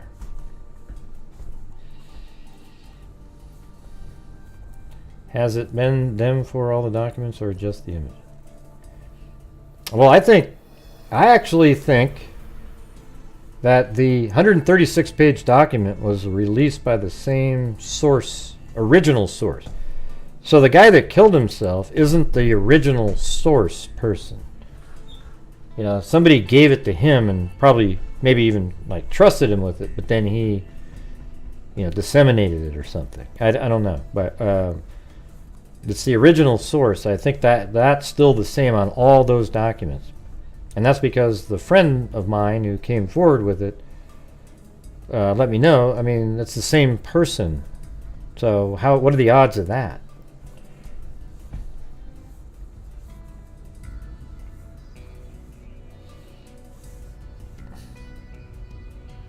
Yeah, I think they called into just a show and talked. Who cares? I mean, it's just one of the Odinist people. They're such boring conversations, you know? Hey, are you an Odinist that killed some? No, I'm not. But let me tell you about Odinist. I mean, it's just... That should be a 30-second phone call.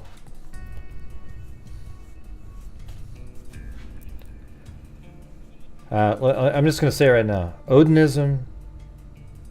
Odinists don't have anything to do... Well, unless Richard Allen is an Odinist. They have nothing to do with it. Okay? But Richard Allen, if he's an Odinist, then you could say, wow, maybe Odinism did have something to do with it, and he just wasn't very good at making runes with sticks. So if anybody's normal out there and you want to call in, feel free to do so. Let me know what you're thinking.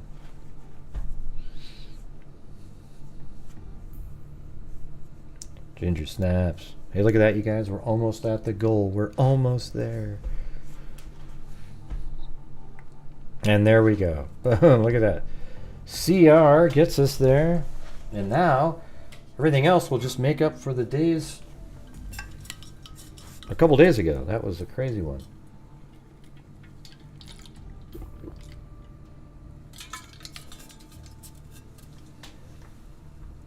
Yeah, it was an interview. But it's just so useless. Why listen to it, though, Truth Sleuth? Like, what good does it do to listen to one of those guys? I'm not. Yeah, you're definitely not gonna answer that question, because the person who's channeled it on is a joke. All right, so he's always been. Maybe he's different now, but man, I can tell you, it was. Wow. I wish I'd have been more in the loop the last few days. I'm not educated enough about anything going on. Well, what do you mean?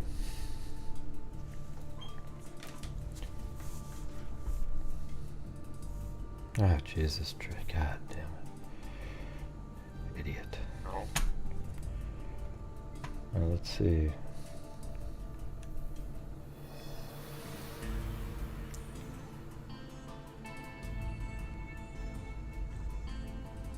I hate to ask what channel they called into, but I can't help it. Yeah, well, just dig around and go look for it then. I'm not going to pump a channel that I hate. You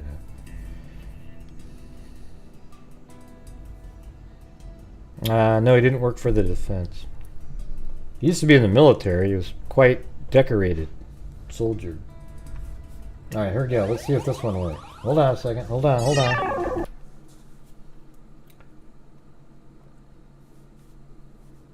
Hello, 445. Are you a troll? Oh, you're not a troll. Hey, what's going on? Not too bad. Well, there was 2 earlier, so.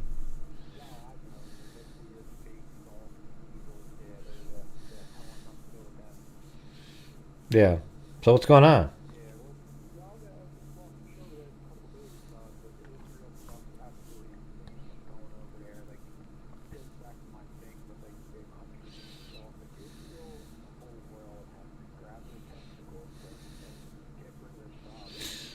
Mm. Yeah. What I was saying about, well, the thing about Israel, they were always the ones that were always ballsy and stuff, but they have the same sort of political pressures from the far left that kind of come in there and have turned them into sort of like a weaker country because they aren't able to do the stuff that they used to be able to do to keep things from happening. So they're going to have to change all those things around a little bit, you know. Yeah.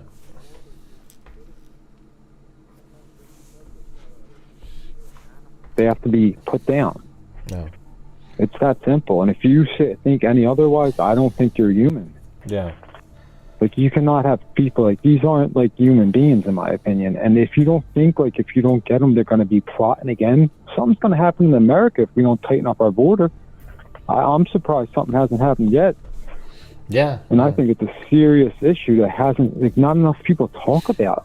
Everybody says like, oh, like, oh, you're overthinking it. Like, no, I don't think it, nothing at all. Like, I just don't think we're talking about it enough. Yeah. And then people like want to make it political. I'm an independent. Like, I don't really vote, but the guys think politics is an absolute joke. And then people in there, man, they're all a bunch of characters, man. They really are. Like, Don't well, get shit done. Well, you could see all these stupid thing, like the comments being made in the news already.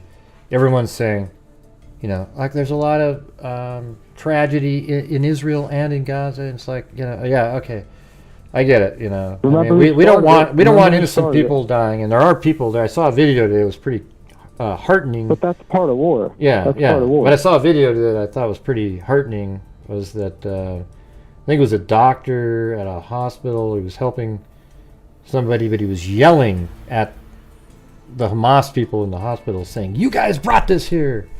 So he was like, you know, a Palestinian Gaza person. The Hamas is the reason these people are dying. The blood's on Hamas's hands. So there's people in there that realize Israel that, has to and do you don't that. want to. Here's the thing: is you don't want to kill one person in Gaza that doesn't support Hamas. You know, if you kill one of those, man, you blew it. You got to try somehow, you know, because those are the ones you want to keep there. Don't want to move on to something better. You know.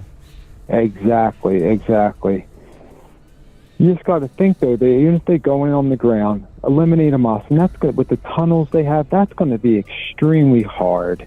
And then what's their game plan? Like, after that, like, I want to know, like, what the end game is. That's I don't know. I don't even know if they know what it's going to be. I think they're going to have to kind of like control the whole area again, and then install a government somehow, let people vote, but it has to be a peaceful government because they're not going to allow another Hamas to come in there. So, you know, I don't know. It's brutal. It's tough because how do you even know you're getting rid of everybody in the country who thinks a certain way? And all the innocent civilians that are dying sucks. It just sucks. There's no other word for it. It just sucks. Just because these barbarians, and they know what Israel, they want Israel to come in on. They got booby traps. They're gonna have snipers. Like, man, I just don't want that, but I just think they have to. Well, the ground, you know, walking door to doors is really just a nightmare for anybody. Oh God, urban warfare. It's the worst war. They have tunnels that you remember. They know every turn. You know what I mean? I'm sure Israel has some intelligence on like the street stuff, but that's where they live. They have tunnels everywhere. Yeah. That's where they keep their weapons, and that's where they think they have the hostages. Mm-hmm. Yeah, I just hope everything ends good there and stuff. All you gotta do is hope for the best. stuff like that over there. But I still think the best thing to do would be to get firm. Any like Iran too. They're behind it, money wise. Yep. They want this. But once you go to war with Iran, like if Israel went to war with Iran, that could start like a World War III. It really No, I could. don't. Yeah, maybe. I mean, I don't think Russia's And going like to want over to there, support like, Iran. I think other countries might start picking sides and stuff. Yeah. I don't think it could be. I don't see a World War that. III happening because of this, but I could see another regional conflict. I doubt China or regional, Russia or anybody. yeah. China and Russia aren't going to risk their countries to defend a place like No, Iran. not over that. Yeah. But I could see a couple countries in the Middle East maybe battling. Yeah, maybe. But if Israel, if Iran and all them countries go after Israel, United States, that's why they have the aircraft carrier right there, just to say Iran. If you make one false move, Joe Biden even said. Well, it's Iran, Syria, I still Lebanon. can't say he can't run. Why is he going to run for president? He's old. His brain's too old to be president. He's getting old. Like he's sitting there falling asleep. Come on, like we can do better than that as a country. Yeah, I think it's going to be Syria, Iran, and Lebanon are the ones that would be, and then maybe even the West Bank. Depending on if there's people sort of infiltrated over there, that would all be attacking Israel, and then at that point, maybe Russia. Maybe not Russia. The United States would get involved and start helping. We're going to have to. Yeah, because if they start coming from all... But they don't need our help, though. That's the crazy part. They don't. Oh, they've done this before. They have enough. Yeah. They have enough. They definitely have enough to take care of themselves. And the Delphi case, this last thing, that Odonism, whatever the hell it is, that has, in my opinion, has nothing to do with it. I think it's a bunch of smoke screen the defense is trying to put up to get people off of the facts of the case. Like, Richard Allen did it. Yeah. Yeah, well, in my opinion, like that, I don't think a couple sticks. Come on, give me a fucking break. Yeah, that's just my opinion on it. But what do I know? I don't. Odom. When I was seeing that Odomism, I was like, whoa, that's a little out there for me. Yeah. He's on the bridge. Come on, look at the evidence. Look at the facts. That's right. Yeah, definitely. Well, I'll let you go. I haven't talked to you in a while. Like I said, great show last couple nights. I like how you're covering the Israel thing. It's always good to put spotlight on stuff like that. Yeah, it's sort of been not really great for the channel for some reason, but whatever. Of course not. Like I said, we're self-centered. Like nobody even probably cares. They don't get Israel all the way over there. I care, but they're innocent kids. Imagine just sitting in your house. Dude, people coming and shooting you, burning you alive. Like, are you kidding me? You're raping people. Like, absolutely. They're not human. They're animals, and they need to be put down immediately. Put down. And if you don't think that, I don't think you're human. These people aren't going to change. They want to hurt and kill innocent people. Mm-hmm. Yeah, so it's pretty much a nightmare to try to fix. Israel's going to get them. Israel might lose some soldiers, but believe me, they're going in. And they have every right to go in, and I think they should mow them all down. And then after that, I think you've really got to start thinking about the head of the snake, and that's Iran. Yeah, well, the people in Iran don't like living under the dictator that they have currently, so maybe there's a chance. No. Oh, yeah, absolutely, they don't like that. Yeah. So, anyways, all right. Well, thanks for calling I'll let you go. Brian. Yeah, definitely, yeah. Yeah, hopefully no more trolls ever call. What do the trolls get out of that? But they don't have a life, so they just call. They're losers. Come on, man. They're losers. So. Yeah, they are. Good. Took the word of you losers. Go for it. Yeah. All right. Have a good night, Gray. All right, man. All right. Bye-bye. Yep.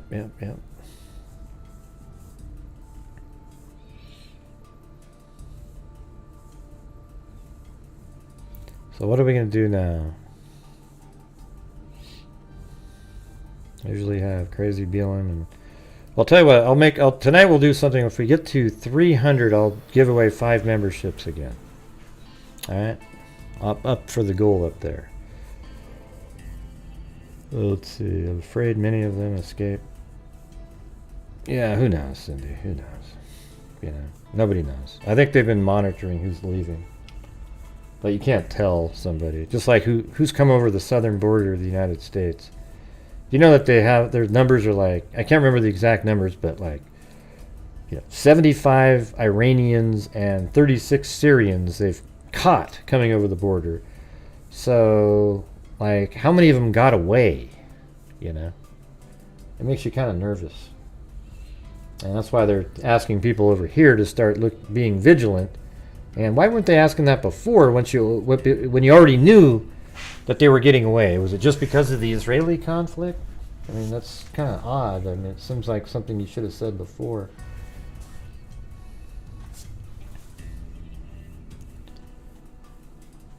Mm-hmm.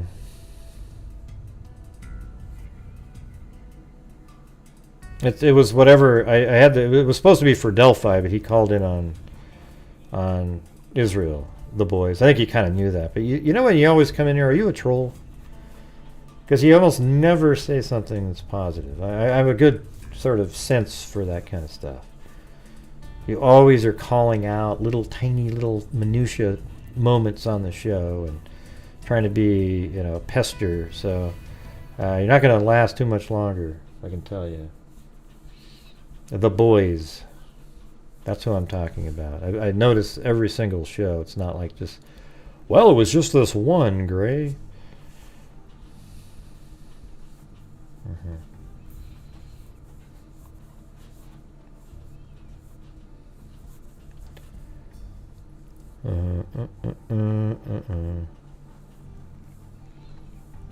Yeah, well, we have them in our country, Zozo. You probably even have them in yours. Everywhere. No, it's not. No, it's not the boys. You're always making little comments here and there. I read them. They're just right on the edge half the time. It's so funny. Yeah. And I think it stems from racism towards Jews, because if it was anybody else, like let's just say, for example, let's just pretend that it was exactly the reverse, and it was the Israelis that had this little tiny country. They were just hanging in and trying to, and the Palestinians were like, monitoring them, not letting them, letting a few come into the country and this kind of thing. And then the Jews jumped out and, well, actually that wouldn't be the reverse. What would be the reverse? Oh yeah, no, if the Jews came out and started killing babies and killing the Palestinians at parties and killing babies and killing children and kidnapping them and cutting people's heads off and stuff like that, they would probably be like pro the, I mean, I don't really know. I can't, it's hard to come up with the exact opposite, because it's like, yeah, there would be, let's see, the whole world, I guess is what I would say, would be supporting the Palestinians. There wouldn't be these fractions, 50 or 40% of the people going, oh, those Palestinians, man, they should have done that, right? If it was the Jewish people doing that same thing, the entire planet would be against the Jewish people for doing the same thing. That's what I'm trying to get at, right? So I think it's pure racism that that's why there's people that are protesting. It has to be. How in the hell is anybody out there anywhere on the planet supporting beheading babies and killing babies and killing children and raping kids and all the stuff that's been going on here? It's almost ridiculous, like how could there be even one person that could support that shit?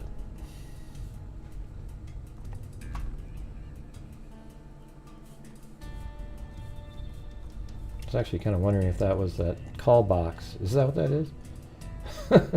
Is that what that is right there? I mean, is that the call box that they were looking at? Oh, you can't see it, right there. Is that a call box still sitting there from back in the day?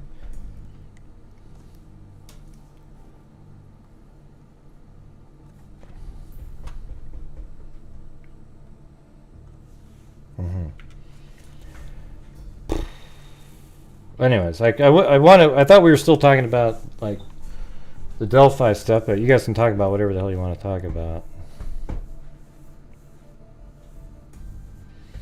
But I can just tell you, once we switch to this topic, the odds of reaching that goal that I just told you about are almost zero.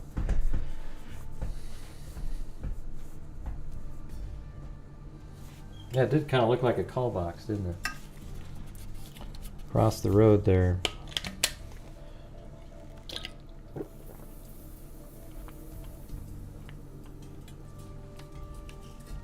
Well, cool, Sarah Larry.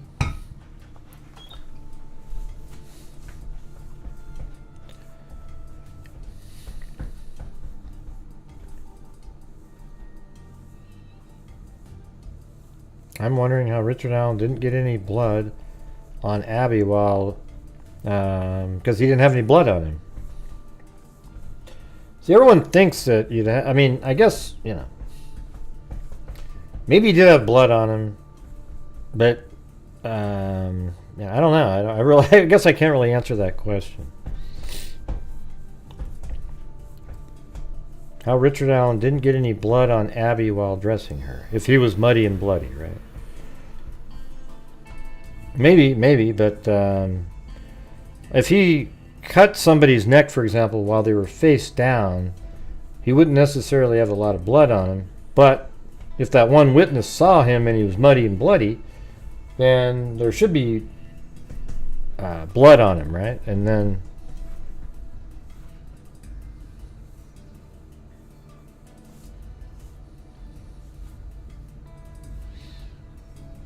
I just said that, Plato, 4 times. Let's see, where is this one right here? Let's see, there's Kubi. Do we know if they were stabbed multiple times or if their only wounds were their throats cut? Well, I only see, you know, the wound on the neck, but you can't see Abby's wounds at all.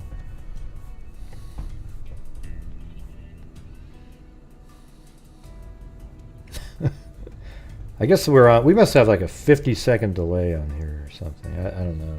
Maybe I need to check on that. Because it seems like people say, I say something and then it's in there. Didn't she say it looked like he had been in a fight? Yeah.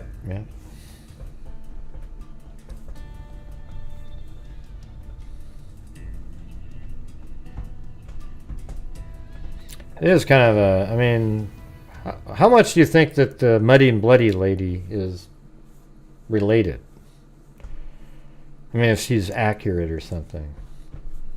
Because it makes you, it sort of feels like a little bit of a red herring with that person.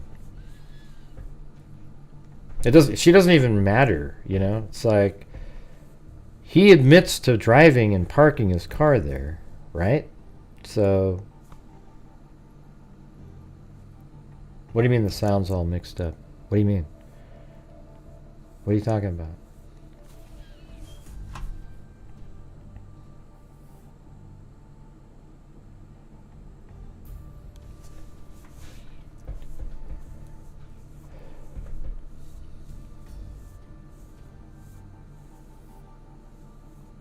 I meant Libby's clothes. Huh? What?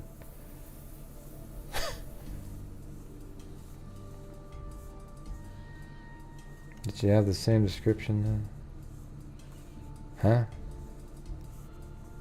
Well, the defense said she said that there was like a tan color jacket.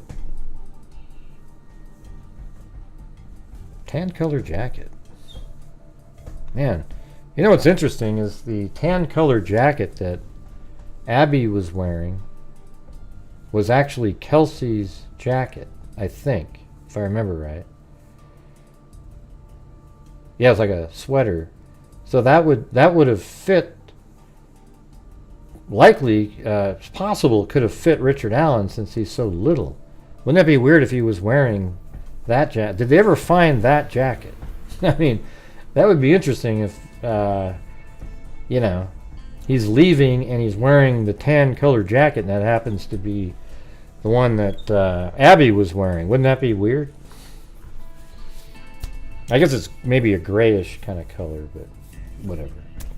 Who knows? Just a thought, you know.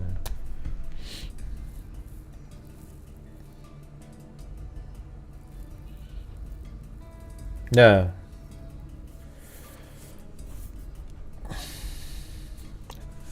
only saw Plato once up in here. Plato. Was she here for a while, or did you just show up? I hope Daniel that called in a couple nights ago is safe. Yeah. I hope the child is safe that was fighting too for the other person. I forgot her name or username. Something about like pizza or something, or what was it?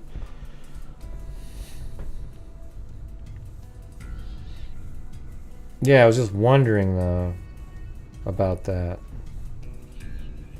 That'd be pretty crazy if that's what he was wearing.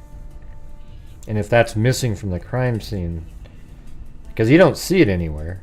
Yeah, mac and cheese, not pizza. Well, there's cheese on pizza, right? So that's close.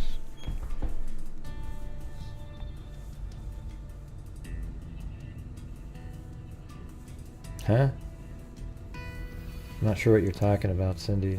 I almost never do, but thank you, classical guitarist. How's it going?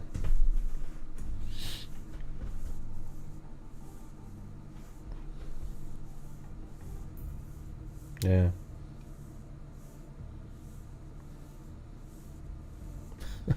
I hope Plato wasn't mad at me yet. I was just, you know, that's just how I sound. Yeah, I just said that a minute ago, everybody. I'm always going to sound like that. I can't fix it.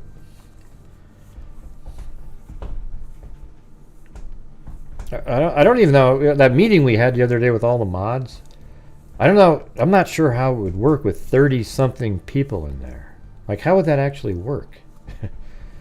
I mean, I think it would be everybody talking, and it would sound like some convention or something. Well, she was here earlier. I don't know. She popped in.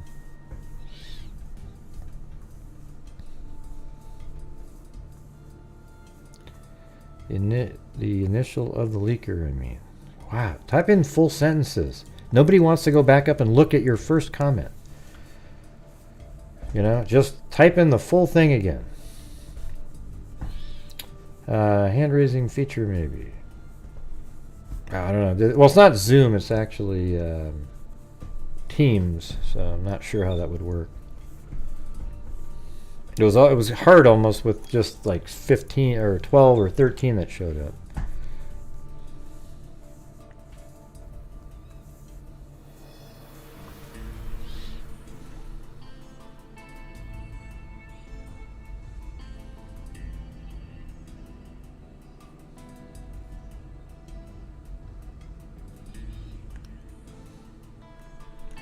Yeah, well, she said the driver down the road saw Richard Allen, or a guy, you know, muddy and bloody and looked like they'd been in a fight. However, the defense says she didn't say that. But she obviously must have said that at another time, or you wouldn't put it in there, because there's no way you would make something up in the probable cause document, right? I mean, nobody does that. You have to be able to prove it. Although I have to admit, in the Justin Ross Harris case, they pretty much did that.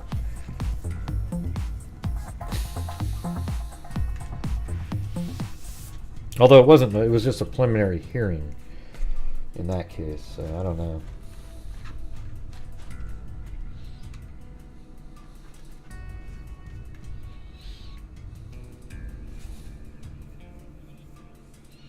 Ding. Ding.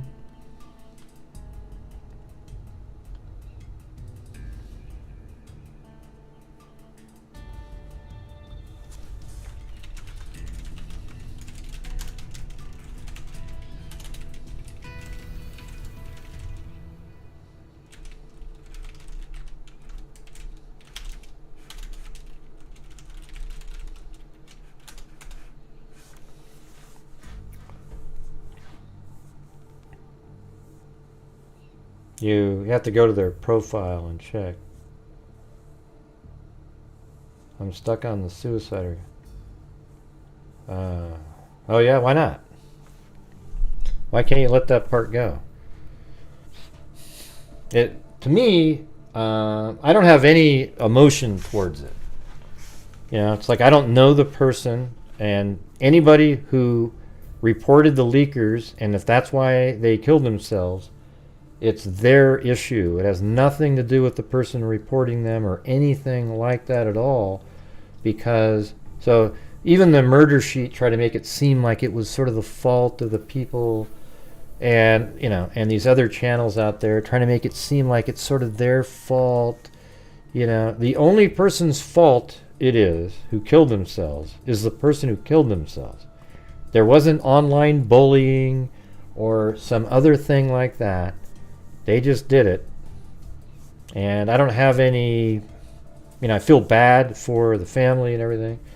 I didn't know him at all, so I don't have any emotions either way. You get what I'm saying? Like, I have to spend my emotions on, you know, people that it actually matters. Like that, this is, you know, he didn't, what, you know, I mean, I like, matter to me is what I'm trying to say. You know, like friends and family and people I know, I'm not going to sit there and be like, oh God, I'm devastated, I don't know. When it's nobody's fault. See, him being turned in, or him being associated with being turned in and being reported, is exactly what should have happened. Right? I mean, there was a gag order in this case, and there was a gag order for a reason. The defense just thought, man, we need to get our side out too.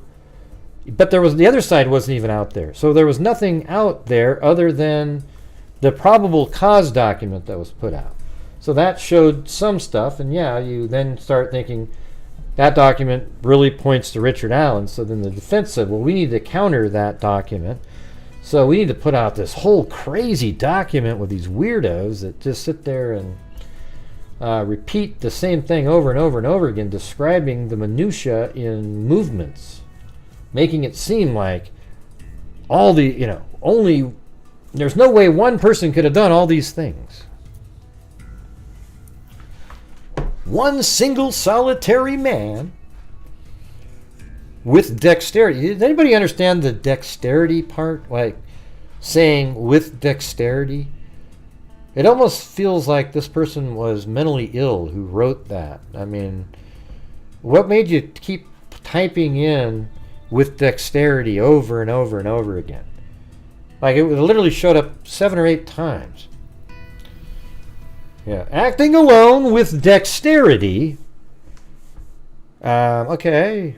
Has anybody said that Richard Allen didn't have any dexterity?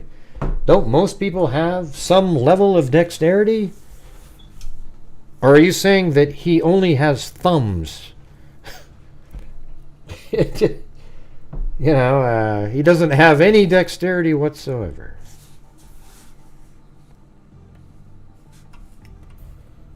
Yeah.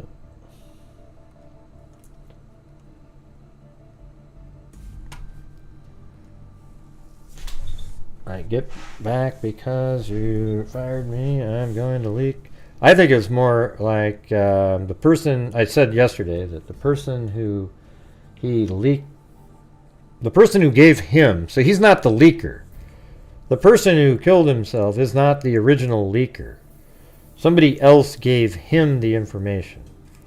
So he might feel like he was trusted with something, and then it got out, and it might lead to that person losing their job, and he just couldn't handle the pressure, and then boom, right? Something like that. Hey, thanks, Dolly Daydream. Glad to catch a live. I'm always on catch up. Thank you for work you all do for the charities. It's great. Yeah, well, thank you. Yeah. I mean, you guys are the sole income for the channel, so I appreciate you know, everybody trying to find a way every single night to keep the ball rolling, and it allows me to just, you know, the bulkness of it all allows me to make an income plus give away a tremendous amount of money every month. This month we're going to try to make a pretty big dent in that scholarship fund Hopefully, we'll see where we're at. We're kind of at a little lower than last month at this point. So.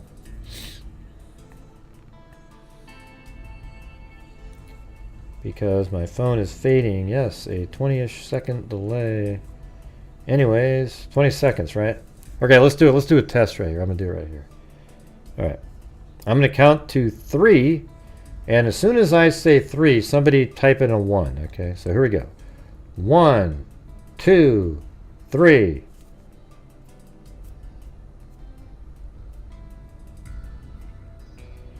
Well, that was only 5 seconds for you guys then. Yeah, you guys were only 5-second delay. Yeah, that was only 5 seconds.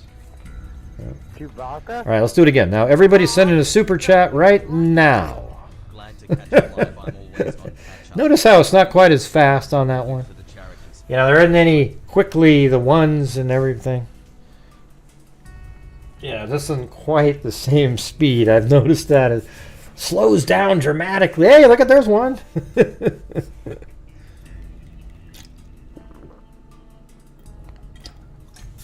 Yeah, so it was only 5 seconds for you guys. That's pretty good. Well, thank you, Salty Key J. That says that was your first super on a live stream. Wow, that's very cool. And Cindy there. Hey, we're only 12 away from me giving away 5 memberships.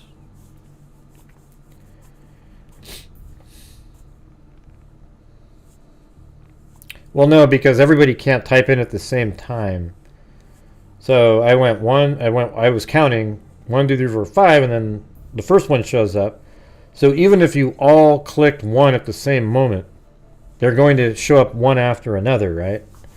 Because there isn't one, you can't have 9 9 ones on one row, I guess is what I'm trying to say. Yeah.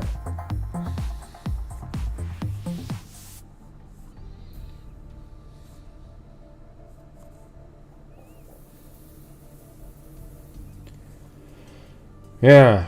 So anyways, I think the murder sheet needs to really take a look at themselves in the mirror pretty soon. I know there's people that don't like me, they don't like the way I do the show and all that shit, and maybe they think, oh, Greg, why don't you look in the mirror, you do this. I don't do anything anywhere close to anything that they do, all right? Yeah, I don't sit there and call up other YouTubers and other people and try to get them to, hey, don't cover this. And here's why you shouldn't. And then quickly you start covering the damn thing. Yeah, I don't do shit like that. Never. I just do my own show. I don't like some YouTubers out there. I think it's there's just people out there that just I feel like they just do garbage shit. Literally stuff that has almost no chance of being real, but they know that people like to watch that stuff, so they make it. So they found a niche for themselves, but how do you go to sleep at night? It's like, wow, you just knew you're putting out a bunch of garbage, like the Slow Joe dipshit and the crew that he hangs out with, all those guys. I mean, I've told you about, right? That guy that the Slow Joe guy, he has a new channel now after he got removed from YouTube for threatening to kill people. He got removed from YouTube and then he came back and he's doing the same crap that he always did. But before he left, he did this thing with the movie Time to Kill. I've told you the story, but maybe some of you haven't heard it. You know the movie Time to Kill, where Matthew McConaughey's talking to the jury at the end, really vividly, like close your eyes, he goes through the whole thing, and it's really an amazing performance. But this guy did that. He changed the words to like AbbyandLibby, but everything else was the same. And when he was saying it, and he was even crying and had the same little sound effects. And I remembered in my mind because I had seen the movie not too long before that. And I go, oh my God, that sounds like it's right from Time to Kill. So I went and got Time to Kill, that scene. You can look it up on. And put it side by side, and it was exactly the same. He just changed a couple words, And he was trying to sell to his viewers that he had the same feelings and emotions, and he was just, and yet that he came up with it. So then I called him out on it, and he says, oh, well, everybody, I assumed everybody just knew, and it was like, and just excuse after excuse. And it's just embarrassing. Yeah. I know, isn't that just, it is embarrassing. It's one of the craziest things I've ever seen. Just be yourself, and if people like you, they like you. If they don't, they don't. But also, put out things that have a chance of being true. And I don't think he's the one that went to jail. No, he's not. Greeno. Yeah.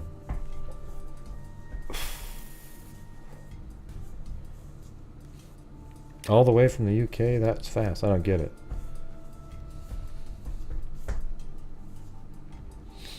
I could tell him how to have better hair, but since I don't, I don't know which guy you're talking about. Sophisticated. Be woke. What? I don't even know how to be woke. Is he really? What's going on now, Nick?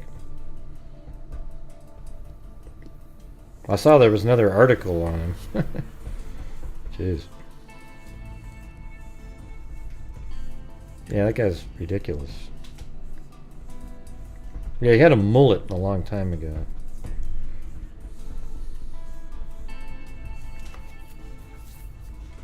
Yeah. So the thing with me and them, like I used to have them on the show a couple times when they were just starting off. I thought, wow, they seem pretty cool. You got an attorney, nothing to do with like defense or anything like that, and then you got somebody that was claimed to be a reporter of some sort. Yeah, so they seemed pretty, interesting. They had come up with some documents, and so I had them on a few times, and then one time she called me up and was like, hey, yeah. Listen, she was talking to me. They really think that Keegan Klein's dad might have something to do with this. And I was like, oh, that's crazy. And I go, but you've been talking about this on your show, right? And she goes, yeah, but I just wanted to, talk to you about it. And then later in the evening, I was like, hey, you guys, that's what they said. Then they call me up and go, yeah, I thought we were just talking, sort of spitballing, I didn't think you were going to say something. I go, but I asked you if it was on your show, and you said, yeah. And she goes, oh, okay, great. And I never spoke to them again. Like, they never once, I tried calling them like 5-6 times, like, hey, what's going on? Jesus, are you guys all right? Never heard from them again. And these are the people that say that they like to work things out with people. They just like to have conversations and work things out. They don't give a shit, man. They're all about themselves. The more publicity they can get for whatever they're doing, and it's crazy. You find one article and you turn into the great, and then after that you're sort of. It seems like after that people started giving them articles and various things, but they claimed that. For example, like the Ron Logan document, right? Like, where did they get that? It was already out there for a long time, but where did they get that from?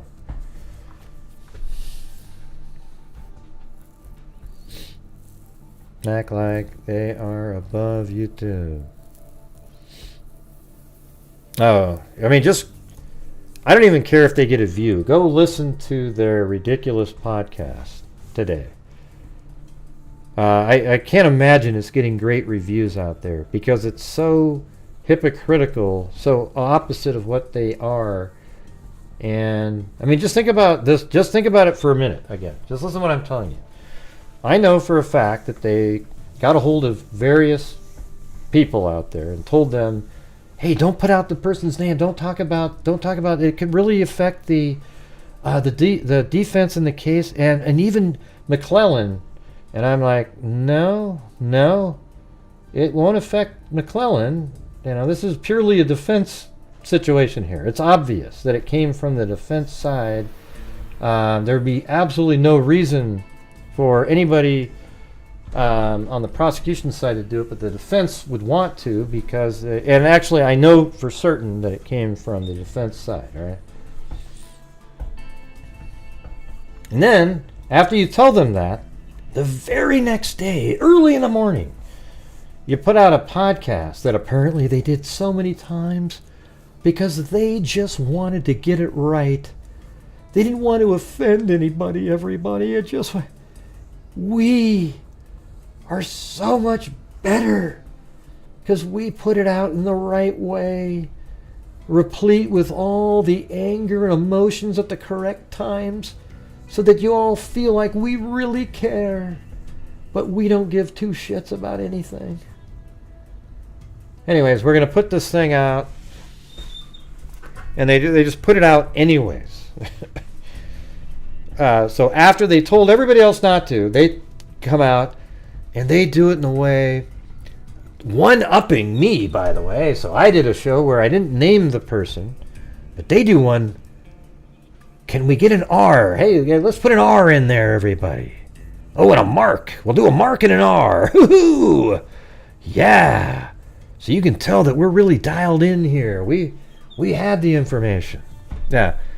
The guy that killed himself, I had his name 2.5, 3 weeks ago, right? Yeah. So, you know, you can do with that what you want, but way ahead of the murder sheet, they were nowhere to be found. But of course, they came in like the White Knight saving the case. They're the ones who got it to the right people. Yeah. No, it was so, yeah, it was just like the virtue signaling crap in their podcast, right? I mean, how many of you listened to it? Anybody in here?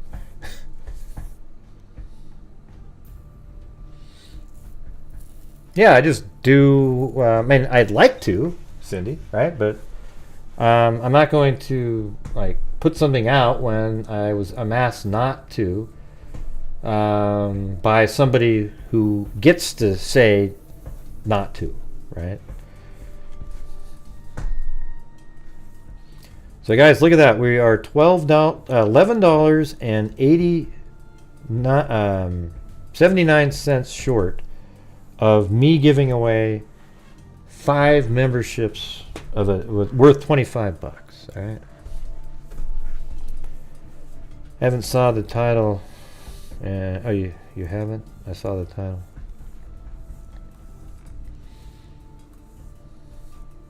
They act like they're the Delphi expert. Yeah, people have said that about me too. Like, Gray thinks he owns the case. Well, no, I don't think that at all. What I think is when I see people... See, my whole thing was when I saw people inventing stuff that is absolutely fake and false, I say something about that. And people think that's bad, like I should just let that be. Hey, wow, thanks, Amber Maiden. There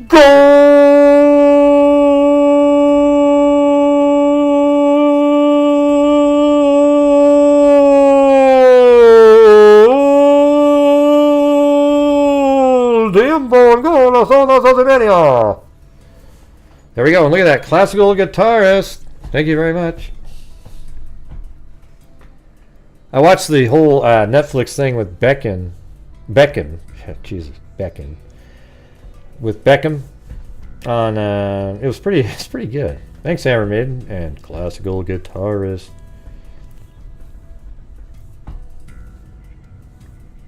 Right, people say that about me though, Pregario. Like, just do your own thing and don't worry about somebody else.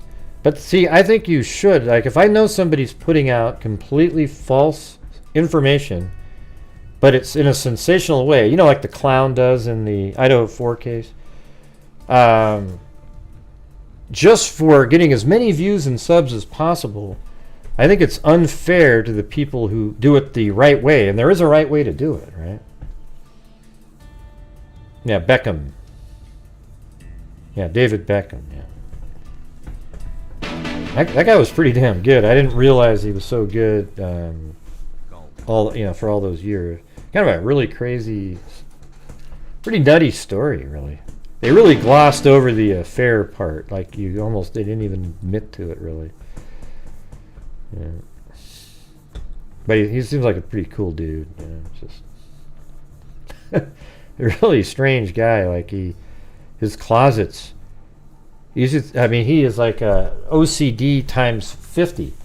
He has all of these shirts in his closet in order and by color going across, and then all the pants are the same, and then he lines up what he's going to wear for the full week on a separate hanger.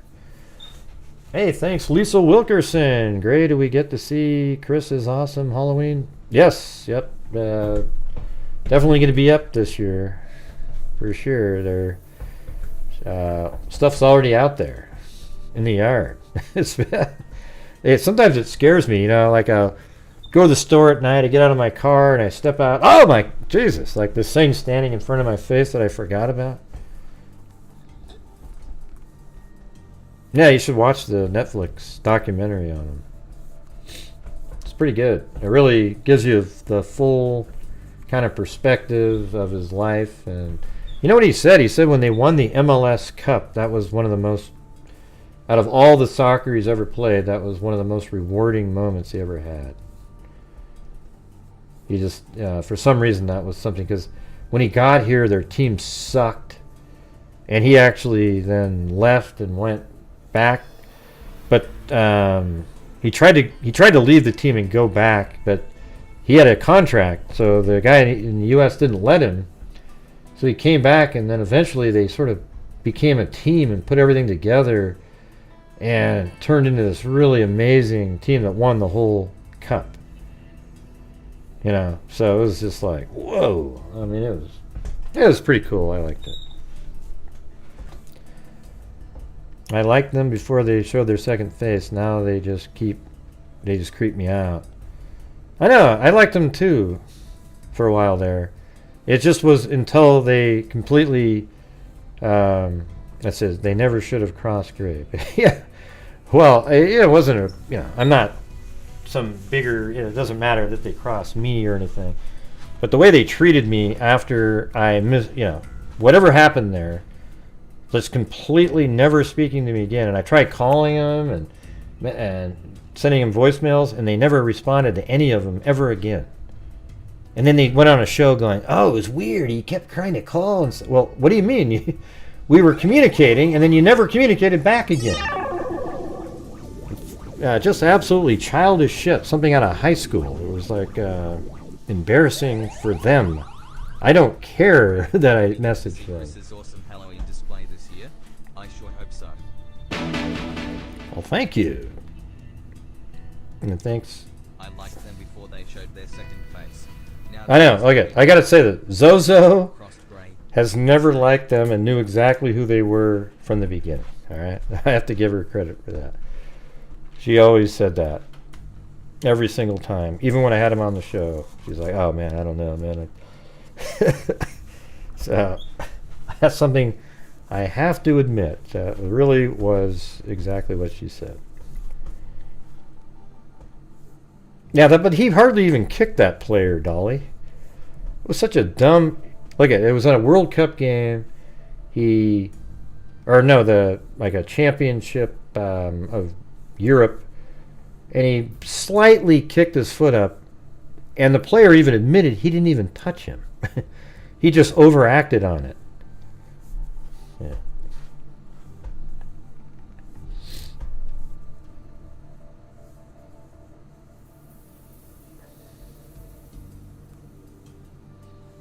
Nobody knows who you are, Pergario.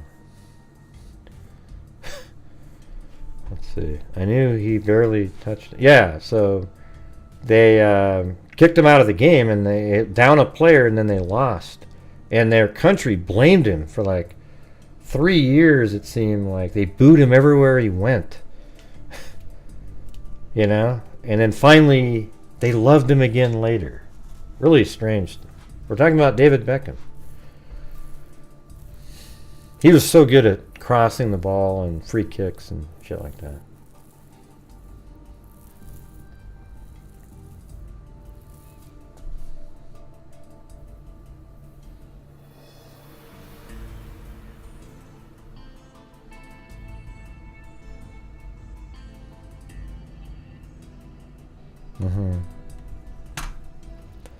I mean, I don't know. A lot of you guys probably don't think it's right when I'm so critical and diss on when people put out garbage, right? Like, you're probably like, great, just let them do your own thing. If you don't like it, don't watch.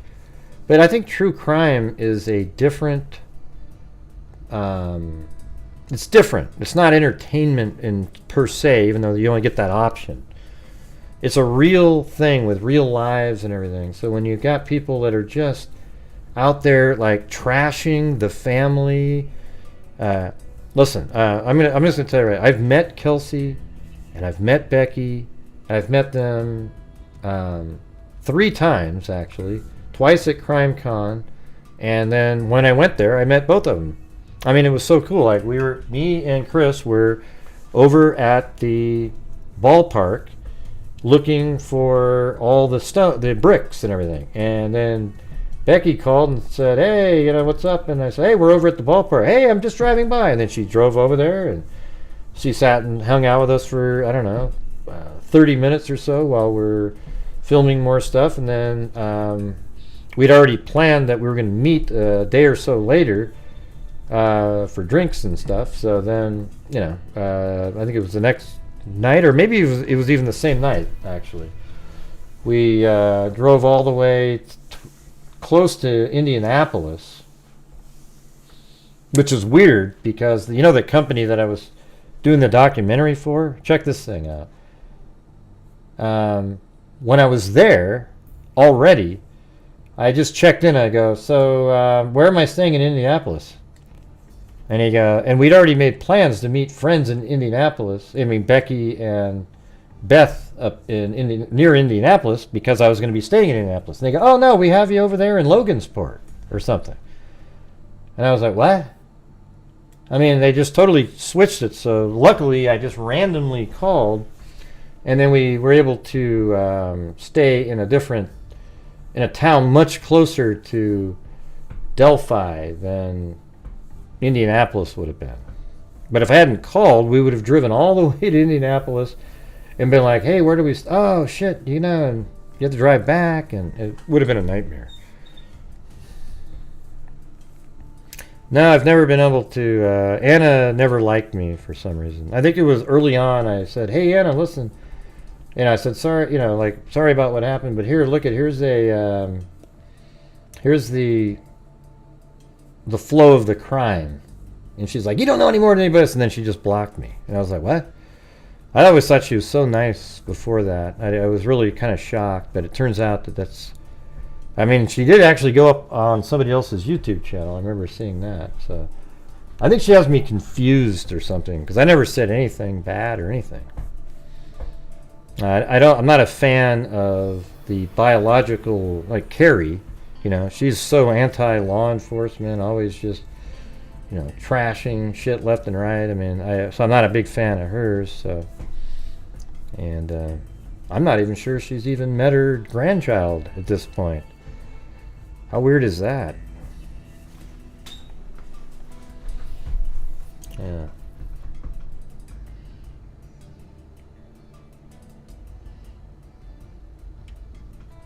Yeah, so what do you guys think about that? I mean, let me just type this in.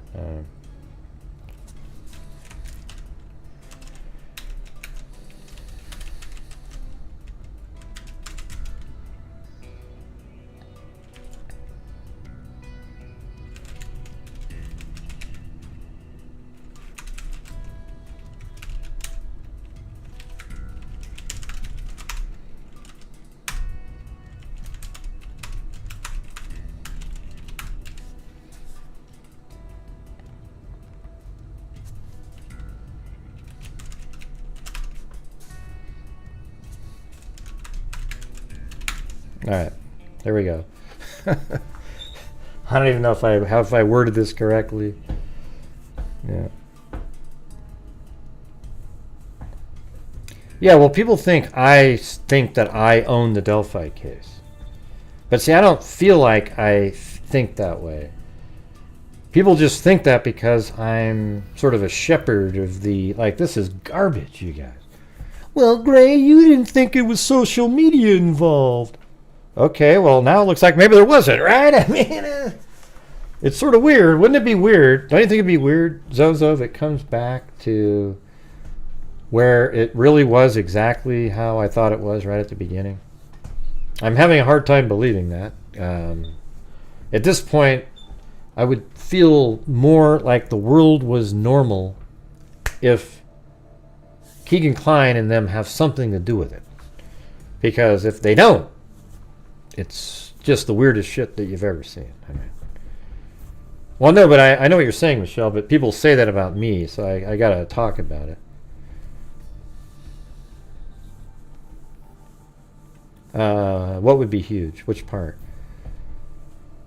I've never thought that. Just interesting. But Murder Sheet pretends they do. Oh, yeah. So look at it. You got 84% up there that think it should be called out. That's pretty good. I like that.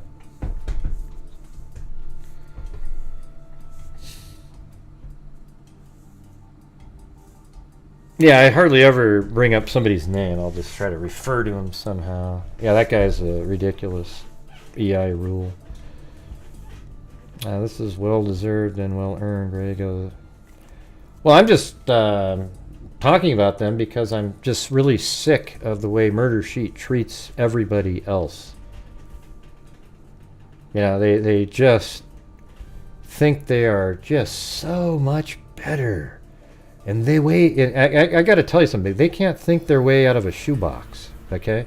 They're great at like, oh, well, here's this document, and this is what it means. I remember when they were on the show, it's like, every time I come up with like, what do you think about this? And they're like, yeah, maybe, yeah, you know, maybe.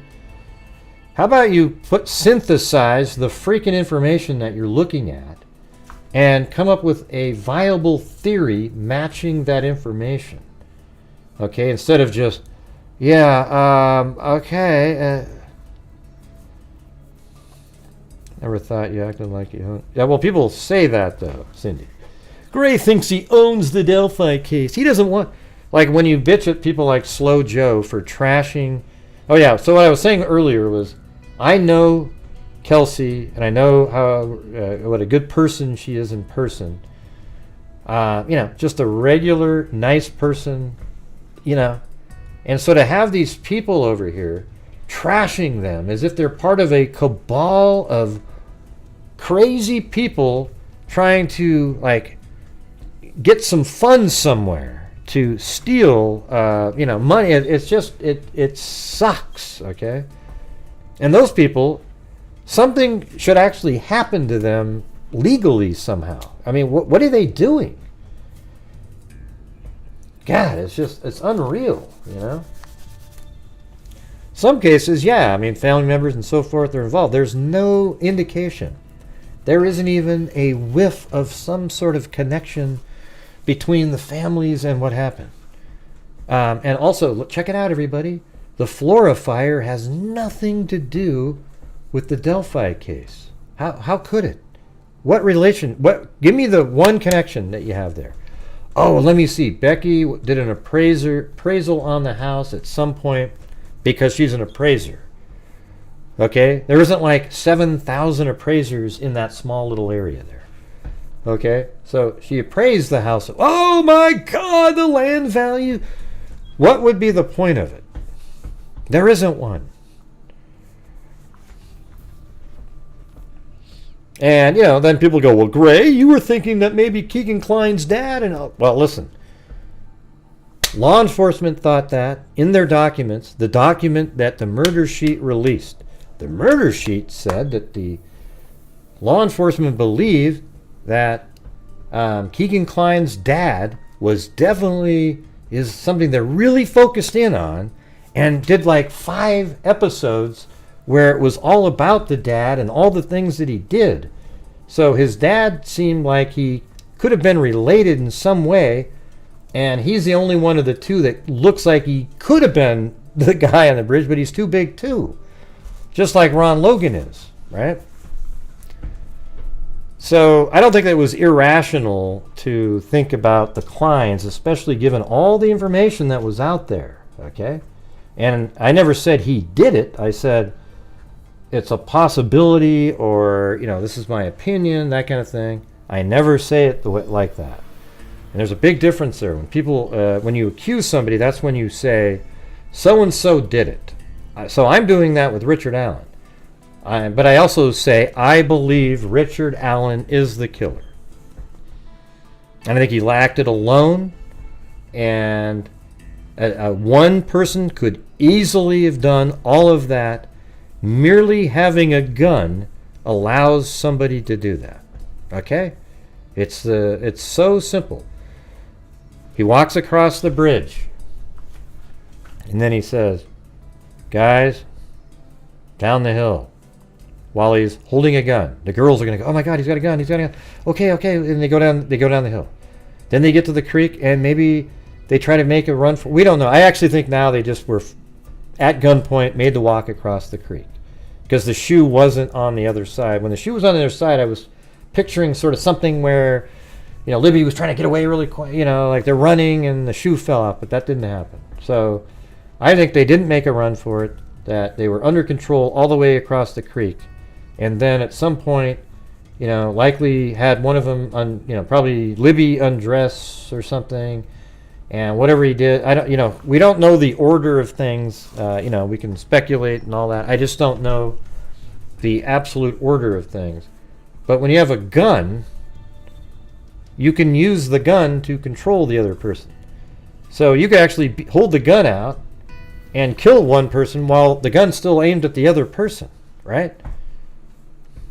It's just weird how people think that, it can't be done. And he was there for, so it was 2:13, right?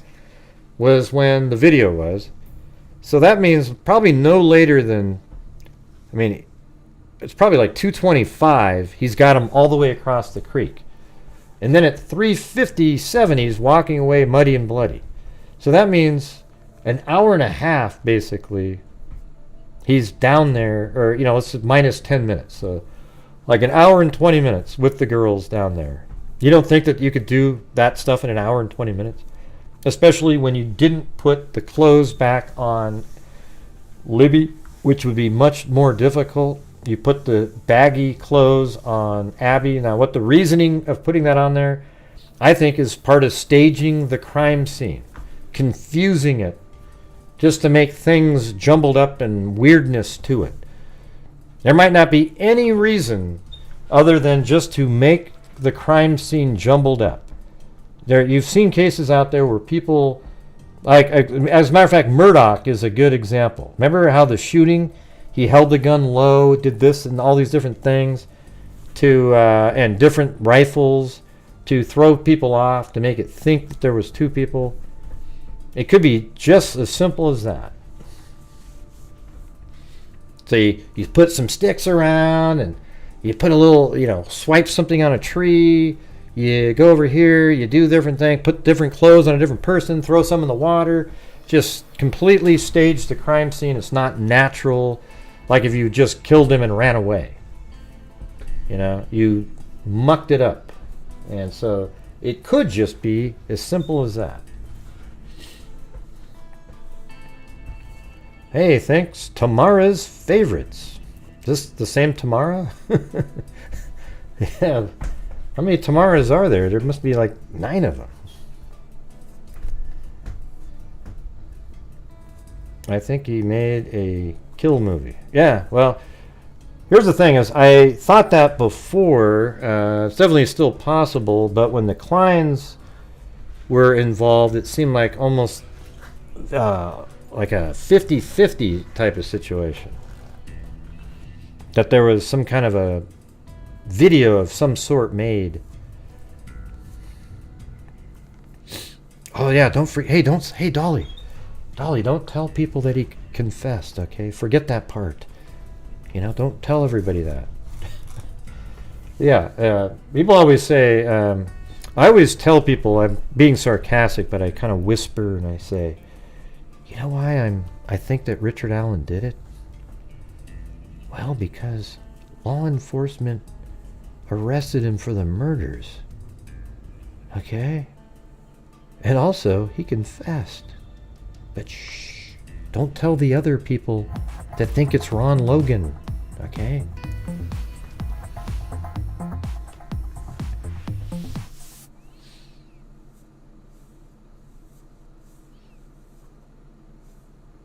Yeah, I think there was something sexual about why they were there, for sure.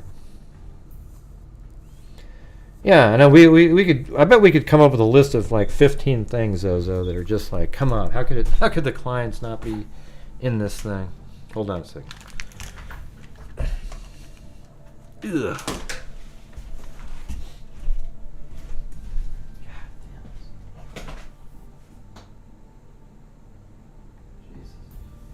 That's how hot the room gets. That's incredible.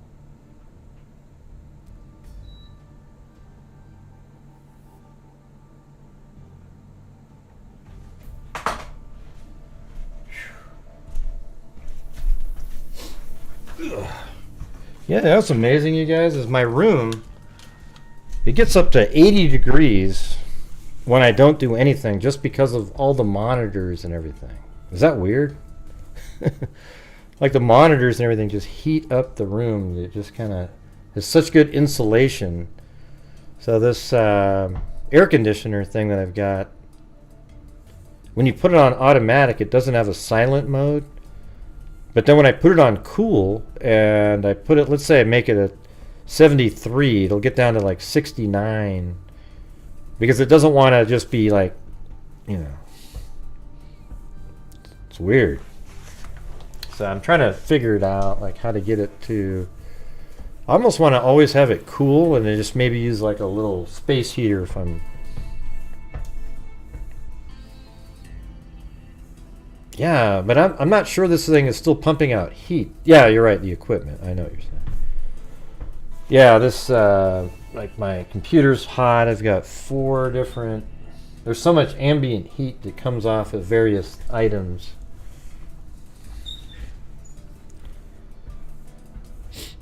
Oh yeah, well here's what you do, Dolly, you go like this.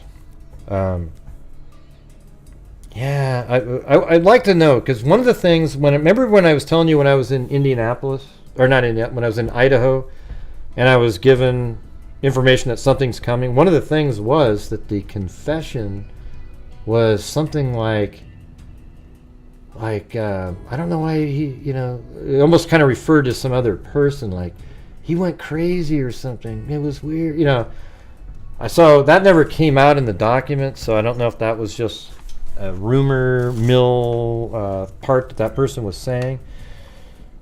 But even his defense team admitted it. But what you do is you say the next day, yeah, wow, he's got these Odin people in here, and he was being tortured in here. Look at what he did. Look at this picture we got. He drooled all over his shirt.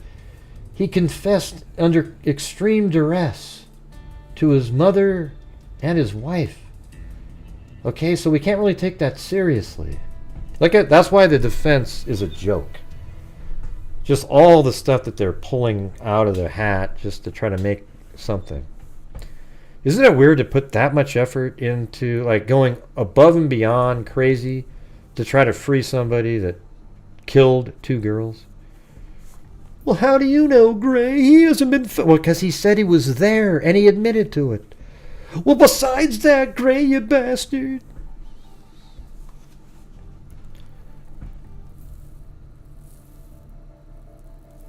I don't know, Pregario. I think the insulation's so good that it'll actually keep the room at like 80, even though I don't want it at 80.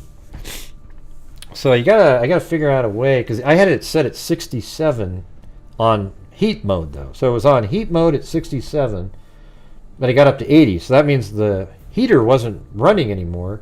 It was just that the room was heating itself. So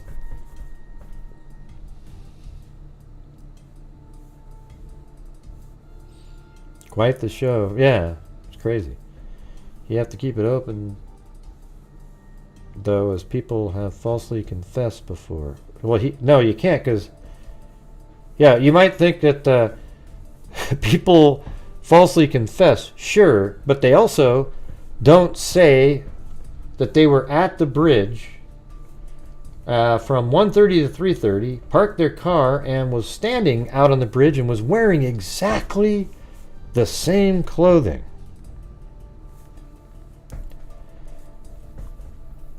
Hello, True Crime Recliner. For once in your life, saying hi to me and the rest of the freaks. Hey. Hi, husband. What are you talking about? Yeah, Humanimal typed something. What did you write earlier? I was just like, that's ridiculous. Yeah, they're definitely better in here. Yeah. As a matter of fact, I haven't even noticed any. I don't even have. There's no vents that come out of the ground or anything. It's just that whole thing up there. I mean, those vents are just for heating and cooling anyway. So now it's just a splitter up there. It's pretty cool. I mean, it does. If you want it cool, it gets cold. Okay, let's put it that way. It gets down to. I mean, right now it's at 79 now because I've turned it on, so it's going to keep getting colder and colder. There's like this 4-degree variance it has. So if you set it at 70, it gets to 66.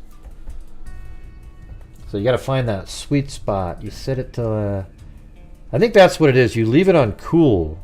Since I've got my own, here's what it is. This is how to do it. Since I've got my own internal heating from ambient heat, I should set the to cool to about 76 because there's a 4 different degree variance, so it'll keep it at 72. I think I just figured it out, you guys. I don't even have to touch the heat button. I guess if it gets to like negative 19 out and my room's actually cold, maybe that would work, but that makes sense? I think I just figured it out. I'd love him to take the stand. And I'd really like to know what else the prosecution has. I just can't imagine the only thing they have is what we saw on the probable cause, and obviously that isn't. Yeah, the probable cause was what they used to arrest him. There's no. After that, they had all kinds of times to start looking up stuff, and I have a feeling they have a couple other items that just literally nail him, and the defense knows that, and that's why they're pulling out all stops to try to get that search warrant thrown out, because they believe that something that was found from the search warrant, see, that's something we got to kind of look at, right? The other stuff was all known.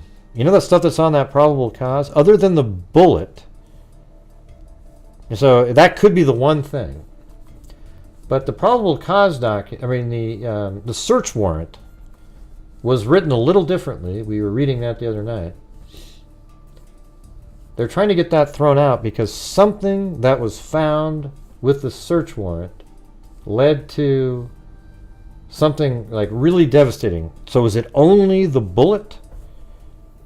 Because it seems like it'd be easier to just get the bullet out on sort of technical, like it's not really, it's sort of crappy science kind of stuff. Well, because people say that. That's what I just said. That science of ejection marks isn't one of the. It's not like 100% type of thing. It's a little bit like. It's probably better evidence than polygraph, because you can't even admit polygraph test. But you know, you get the right expert in there and they could probably debunk it. But don't you guys think that there's something else out there?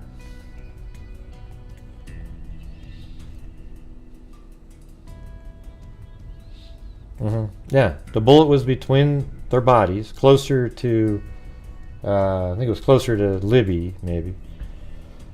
But if you look at the crime scene photos, you can see that you could easily lose a bullet in those dried up leaves.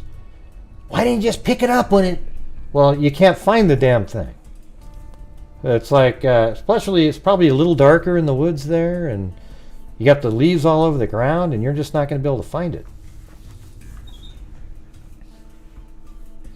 The bullet was found on those first days they were there at the crime scene. Yeah, it wasn't found way later. It was found at that time, processing the crime scene. Right, you can't match it unless it was fired, but it was ejected. So normally, if the bullet's fired, the barreling of the barrel, it leaves marks in a particular pattern on the bullet itself. Right? So the ejection thing isn't probably as good as that science, because it's just kind of like the bullet's ejecting and the ejector puts a mark on the... I'm just speaking really generically because I don't know the term. But leaves a mark on the bullet itself as it's being ejected. Like he actually ejected a full bullet that was chambered and he wanted it out, so he goes and it comes out. So they're...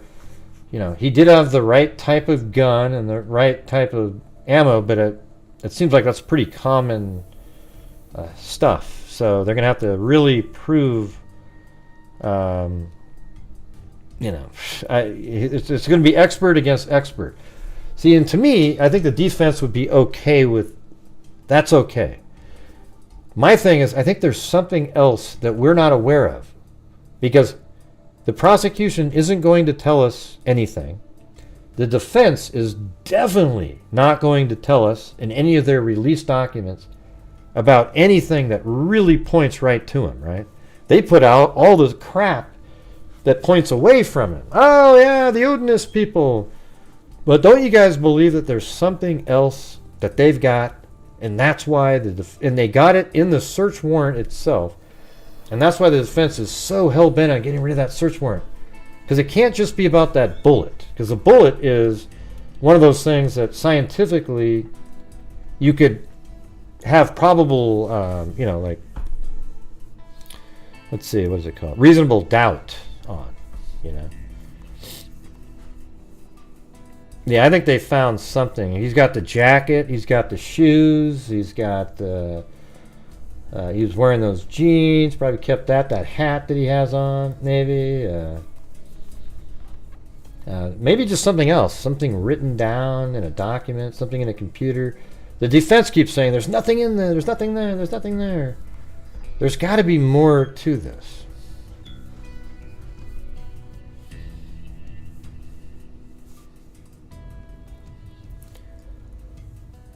Hope the case goes on as scheduled.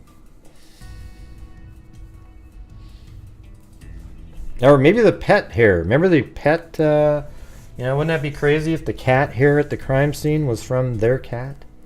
And they got the cat hair at the crime scene? I mean, at their home when they were there? Something like that.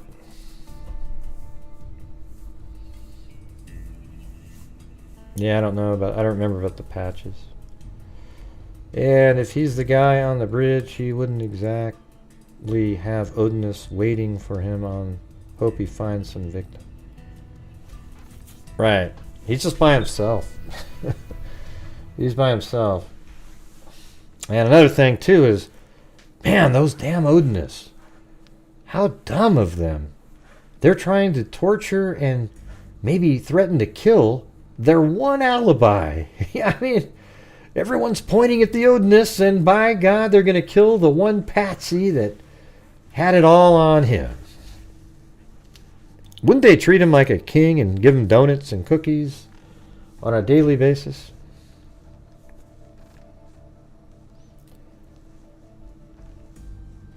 Yeah, I don't remember reading that part. Let me see if I can find that one again.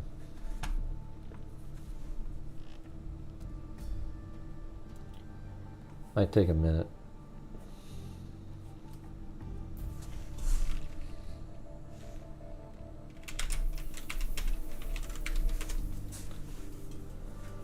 Allen.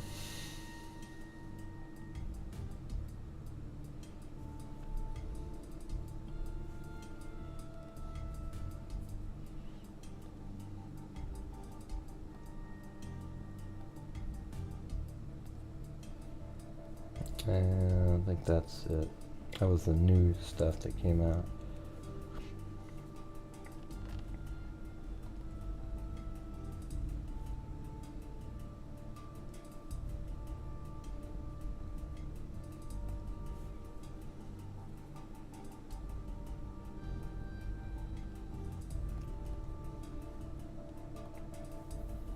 Hmm. 1010 maybe? No. 10-4? Ooh, almost had. I think it was a 10-4. Yeah, maybe that one. Memorandum. No. Emotion to support. Objection file. That's it.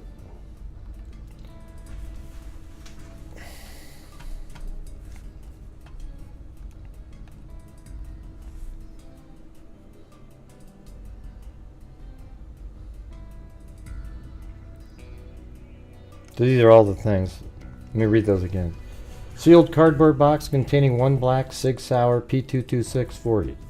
See, this is the stuff that they got, I guess. Sealed plastic bag containing 140 caliber S&W cartridge found in wooden keepsake box. That's sort of interesting, right? On dresser between both closets. Why did he have that in a keepsake box? Sealed plastic bag containing 140 caliber S&W cartridge found inside Sig Sauer P226 handgun. Sealed plastic bag containing 2 magazines, one filled with 40 caliber cartridge and one with 40 caliber cartridge. Sealed paper bag containing one. I almost feel like I'm reading a man acting alone with dexterity.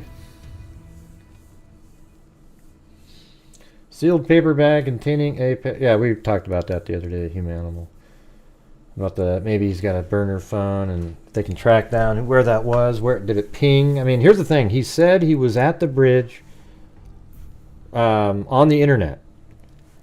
So law enforcement, if he wasn't on there, why did he lie? But if he is there, what time did his phone literally ping down there?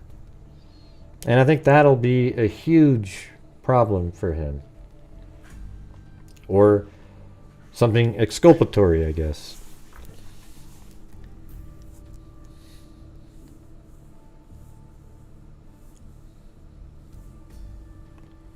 We don't know, Mr. Cruz. We don't even know what you're talking about. But yeah, we don't know.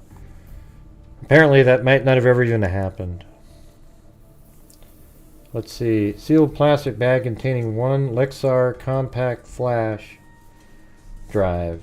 Sealed paper bag containing a wrapped wooden weave box containing 2 audio Vox device. Alright, a sealed paper bag containing 1 pair of dirty Thorogood boots. Sealed, what do those look like?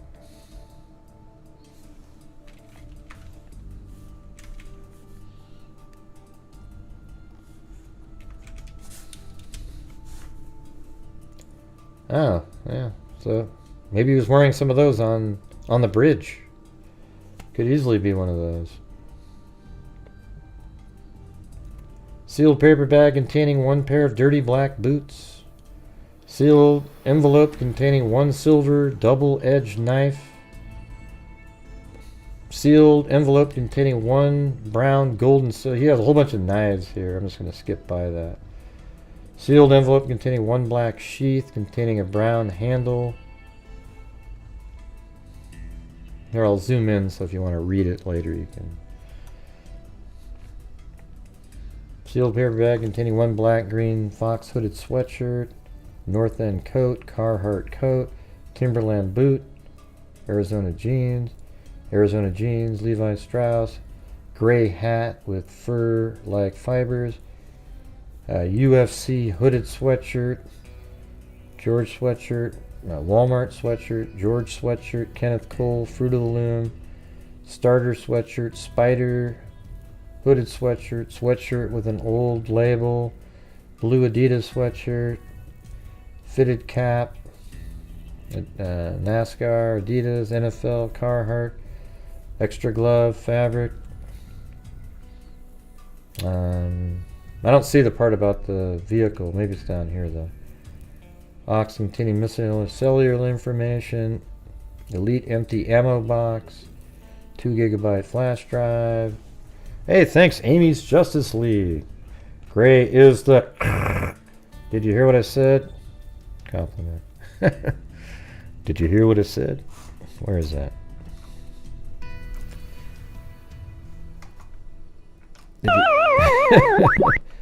Did you hear what I said? Where is that damn thing? Oh, there it is. Gray is the shit. Did you hear what I said? Did you hear what I said? There you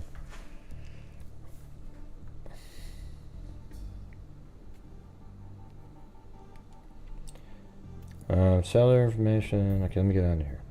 Samsung phone, katana, with that's like a sword, sheath and 1 Rapala fillet knife, the best defense knife from the garage, external hard drive, black sheath with animal imprinted on the front, 1 large wooden handled knife, miscellaneous vehicle charger, wall outlet charger, miscellaneous phone accessories, HP laptop, 2 pagers, 1 black and 1 blue, Motorola, LG, Verizon smartphone, cardboard box containing 1 LG Verizon smartphone. He's just got a ton. This is like Keegan Klein's alter ego. I mean, how many people have 17 cell phones sitting around? I mean, I do, Gray. I've never thrown any of mine away. Well, you're a psycho, okay? Anyways, the Garmin Street Pilot C340. The $! Plus. Did you hear what I said? Compliment. Did you hear what I said? I've got 2. I've got the one that I use for the dogs, and then this old one, because you're never really sure if you're going to lose your phone numbers. Sealed manila envelope containing a black Samsung. I mean, it starts with the phones all the way up, like up here, and these are all other phones. Sealed envelope containing oh, there it goes. Containing a cutting of a carpeted area underneath the spare tire of the Ford Focus. Okay, yeah, I kind of remember saying that. Sealed envelope containing 2 plastic wrappers containing 1 swab from a driver lap belt and 1 swab of the driver's shoulder belt of the Ford Focus. Sealed envelope containing 2 plastic wrappers containing 2 swabs. You know what's weird about the cars passing the Hoosier Harvest Store is, like, you would think that, I mean, if they got a really good look at it, they could just kind of narrow it down in the community to anybody that might be driving a specific kind of car, but I don't know if they were able to see it at that level. They could just see it was, you know, like this car, you know. Sealed envelope containing 2 plastic wrappers containing 2 swabs from the passenger side. So they took a whole bunch of swabs from the vehicle. I mean, you're looking at 6 years later, but, you know, maybe they got something. Who knows? Who the hell knows?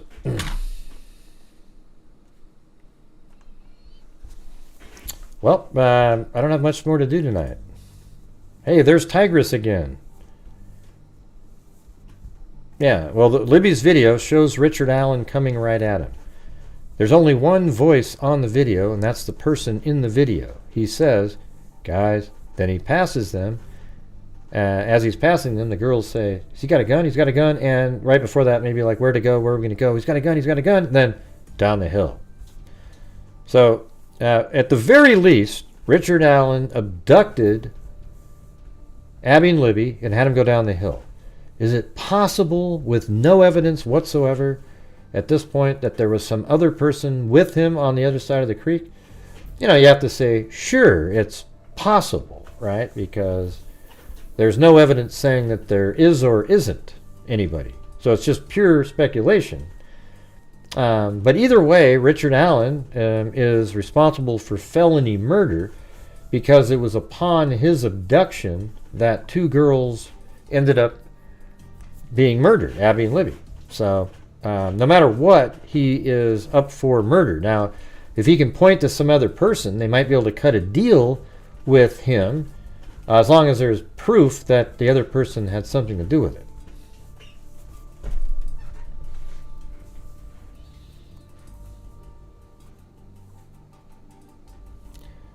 Yeah, I mean, we've said that 100 times, though, Tigress and Alley Cat. Like, we've literally said that exact sentence. I would say, I don't know, 70 times on this show now. And I think Sue is a big witness. Even though she sounds bad, she thought, oh, he looked younger and this kind of thing. But later, when she saw the picture, see, that's something the defense neglected to put in there. When she saw the picture of the image of the killer, you know, the bridge guy picture, she said, oh yeah, that's him. So that just means her recollection at the time was something different, because he did have sort of a youngish looking face back in 2017. Right? All right. Awesome, everybody. Awesome.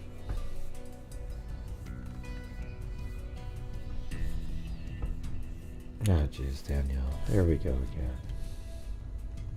again. Oh, boy. Always looking for the solidarity likes. Hey, how's it going, Chevron Grill? The meaning of the initials on the Walmart chain. I have no idea what you're talking about.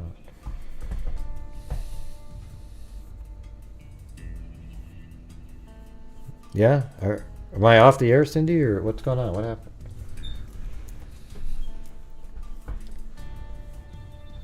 Yeah, and for once, you guys, when the show's over, can you comment on some of the stuff that we talked about? It's pretty easy, you know. I know that when I'm done, you're so full of knowledge that you have no questions or comments to make, but it does help. Right, well, I've been on there for 3 hours and 30 minutes, Cindy. Yeah. Have you looked at the clock, or...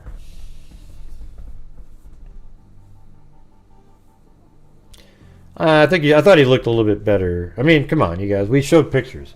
Richard Allen looked better in 2017. Well, I don't know, Gray. He always... No. He looks like... you know what he looks like? He looks like Schmeagol. Currently. He looks like the guy... The person on Lord of the Rings. Okay? The guy that... Gollum. You know? Gollum. Look. I swear to God, if you went like this, let's see. Look, you tell me that doesn't look like Richard Allen right there in his current look. Here, let's do it again. Richard Allen. A second. Hold on a second. Shit. I feel bad for that Richard Allen. All right, right there. Look at that. I mean, they're literally clones. Hold on a second. Golem. Just a second. There it is. The Golem, and we're going to do an image. And, yeah, how about that one right there? Okay, so hold on a second. Let's slide it over. I mean, they are absolute clones of each other. That's what I'm trying to tell you. He looks like Golem here. Tell me he doesn't. Golem. Yeah. And I think there's even some that he looks even more like Golem. Like the more recent ones before he got arrested even. Yeah. So, you put a goatee on Golem and they're clones.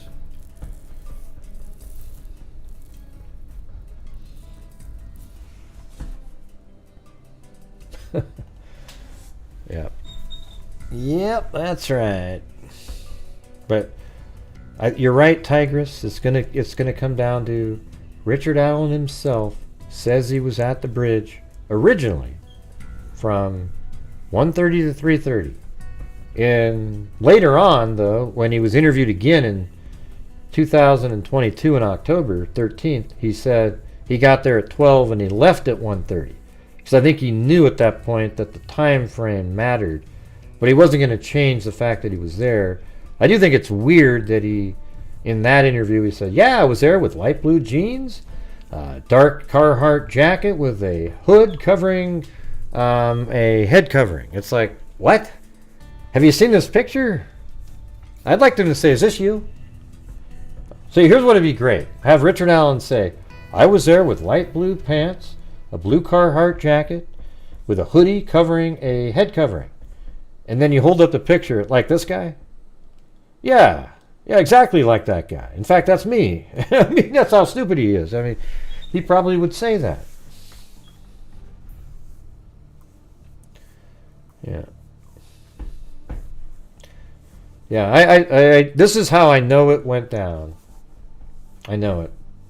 He saw his face out there, or at the very least knew that the three girls saw him, and they might have said, oh, I know this guy. He works over at the CVS. So to get ahead of it, he jumps and calls a tip line and talks to somebody and doesn't say exactly what he was wearing on that one. He said, yeah, I was there from 1:30 to 3:30, parked at an old building there, walked on the trails. I was looking at the stock tickers on my phone, walked by three girls.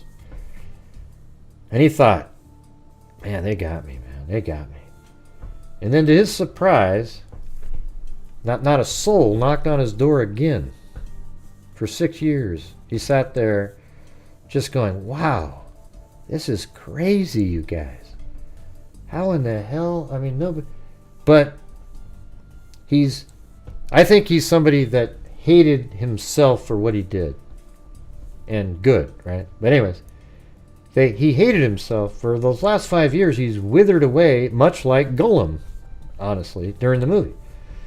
You know, like he withered away he just kept getting smaller and smaller and weirder looking and sort of different.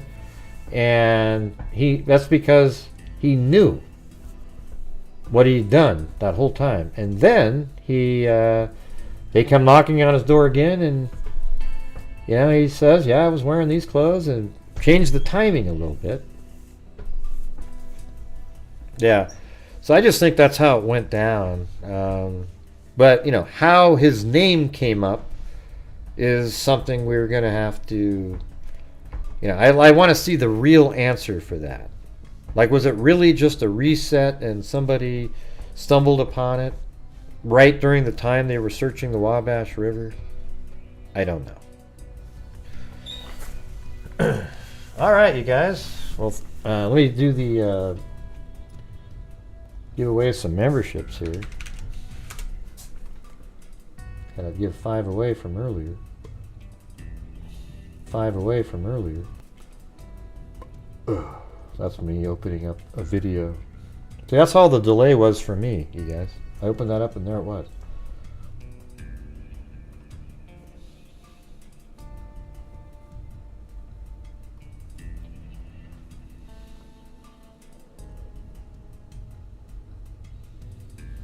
There we go.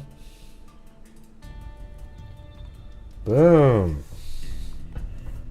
Watch, the boys will get one. Here we go, here we go, here we go. Come on, the boys.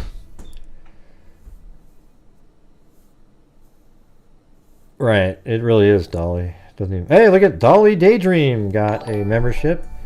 BGFL, whatever the hell that means. Liz Marie and Christy Girl and Linda Miller. Sorry about that, the boys.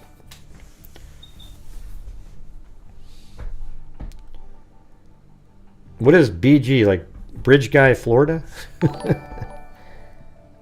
Well, are you signed up for it, the boys?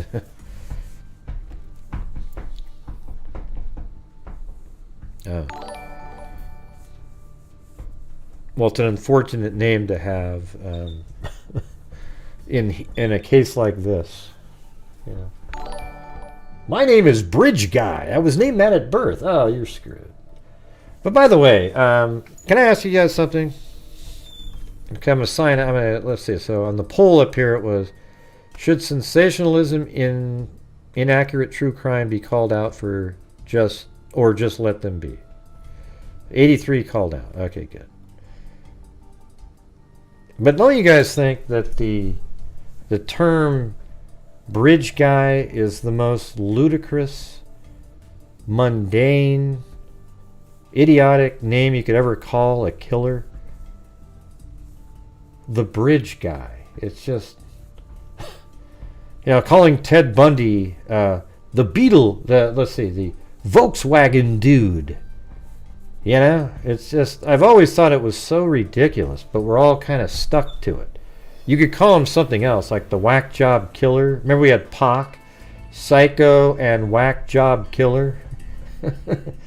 But that doesn't stick, right? Because bridge guy is so easy to say, but bridge guy. Oh, wow, okay. Yeah.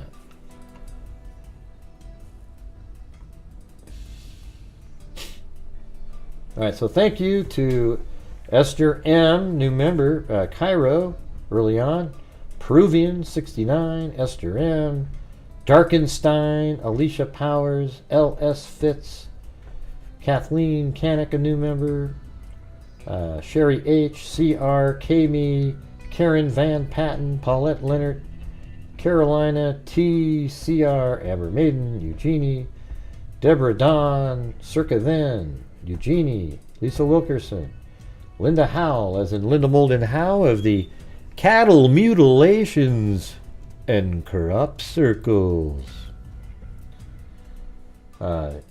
J.D. White, Jessica Schubach. Yes, he did, Zozo. Yes, he did. Joel Sane, Kathleen Canick, C.R., classical guitarist, Dolly Daydream, Salty Cree J., Cindy J., Amber Maiden, classical guitarist, Lisa Wilkerson, Ashley Hansen, Tamara's Favorites, Amy's Justice League, and then me gifting 5 memberships. All right, so thank you guys. I appreciate it. Thanks for being here. Hope you thought the show was interesting. We had 2 cold cases at the beginning. Even had a little bit of talk on the situation in Israel for a moment there. Then the Delphi case on and off. And so, boom, there we go. All right. So thank you all for being here. And we'll see you guys. Let's see. Maybe we should let's do a flyby. When was the last time we did one of those? Hold on a second. Flyby. Where the hell's the other one?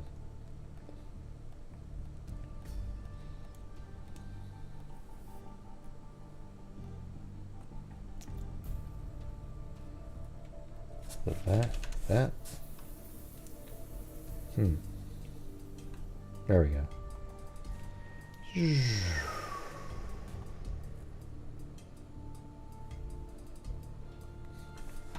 All right, so what we'll do is we're going to do the regular finish, then onto that. Yeah, I've been doing this true crime thing for quite a while now. And during this whole time, I have not seen one person that is a crime dissector, fuck rejector, I'm a certified human lie detector. Gonna get ya on a stretcher if you try and play me like an old projector. Crime sector is my nectar. Professor Gray is gonna give another lecture. Crime collector, freak connector, and I'm always gonna be a pup protector. Fool deflector, interceptor, and I mean a little spectre with a vector on his pector. With all respect, y'all, just remember I've a temple fucking check ya. I have no agenda, I'm no pretender, and I'll serve it to you straight without the blender. And in the end, I'm gonna send ya on a mission to reveal the true offender. Alright, everybody, that was cool. Hey, Gray, do we get to do the flyby? Do we get to do the flyby? Yes, Mary Lou, I said we're doing the flyby, okay? Wow. Okay, here we go. Let me get rid of my face on the screen. Get rid of this thing here. Make it full screen. And Wow, Gray, that's so cool, dude.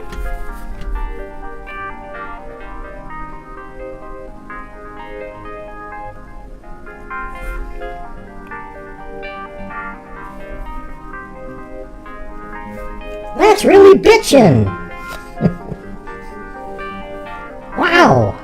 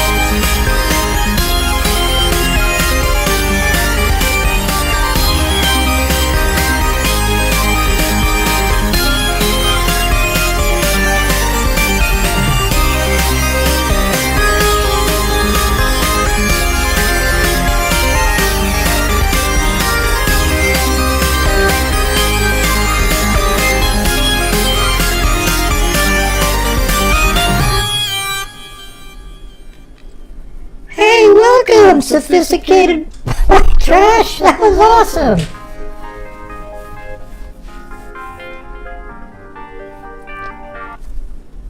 Hey, let's do. Hey, we should do one since Audra's here. We could do one of her old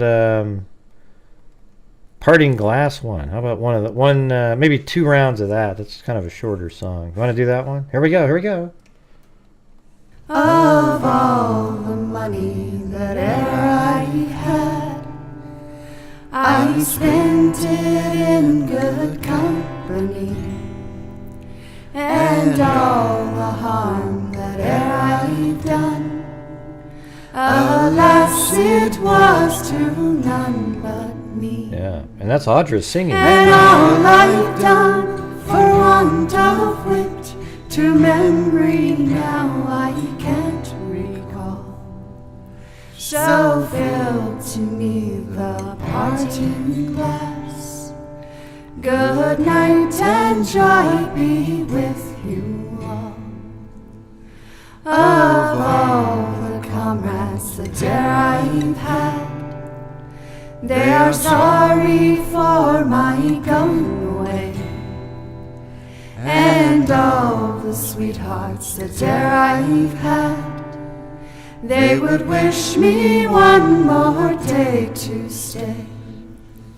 And if it falls into my lot that I should rise and you should not, I will gently rise and I'll softly call.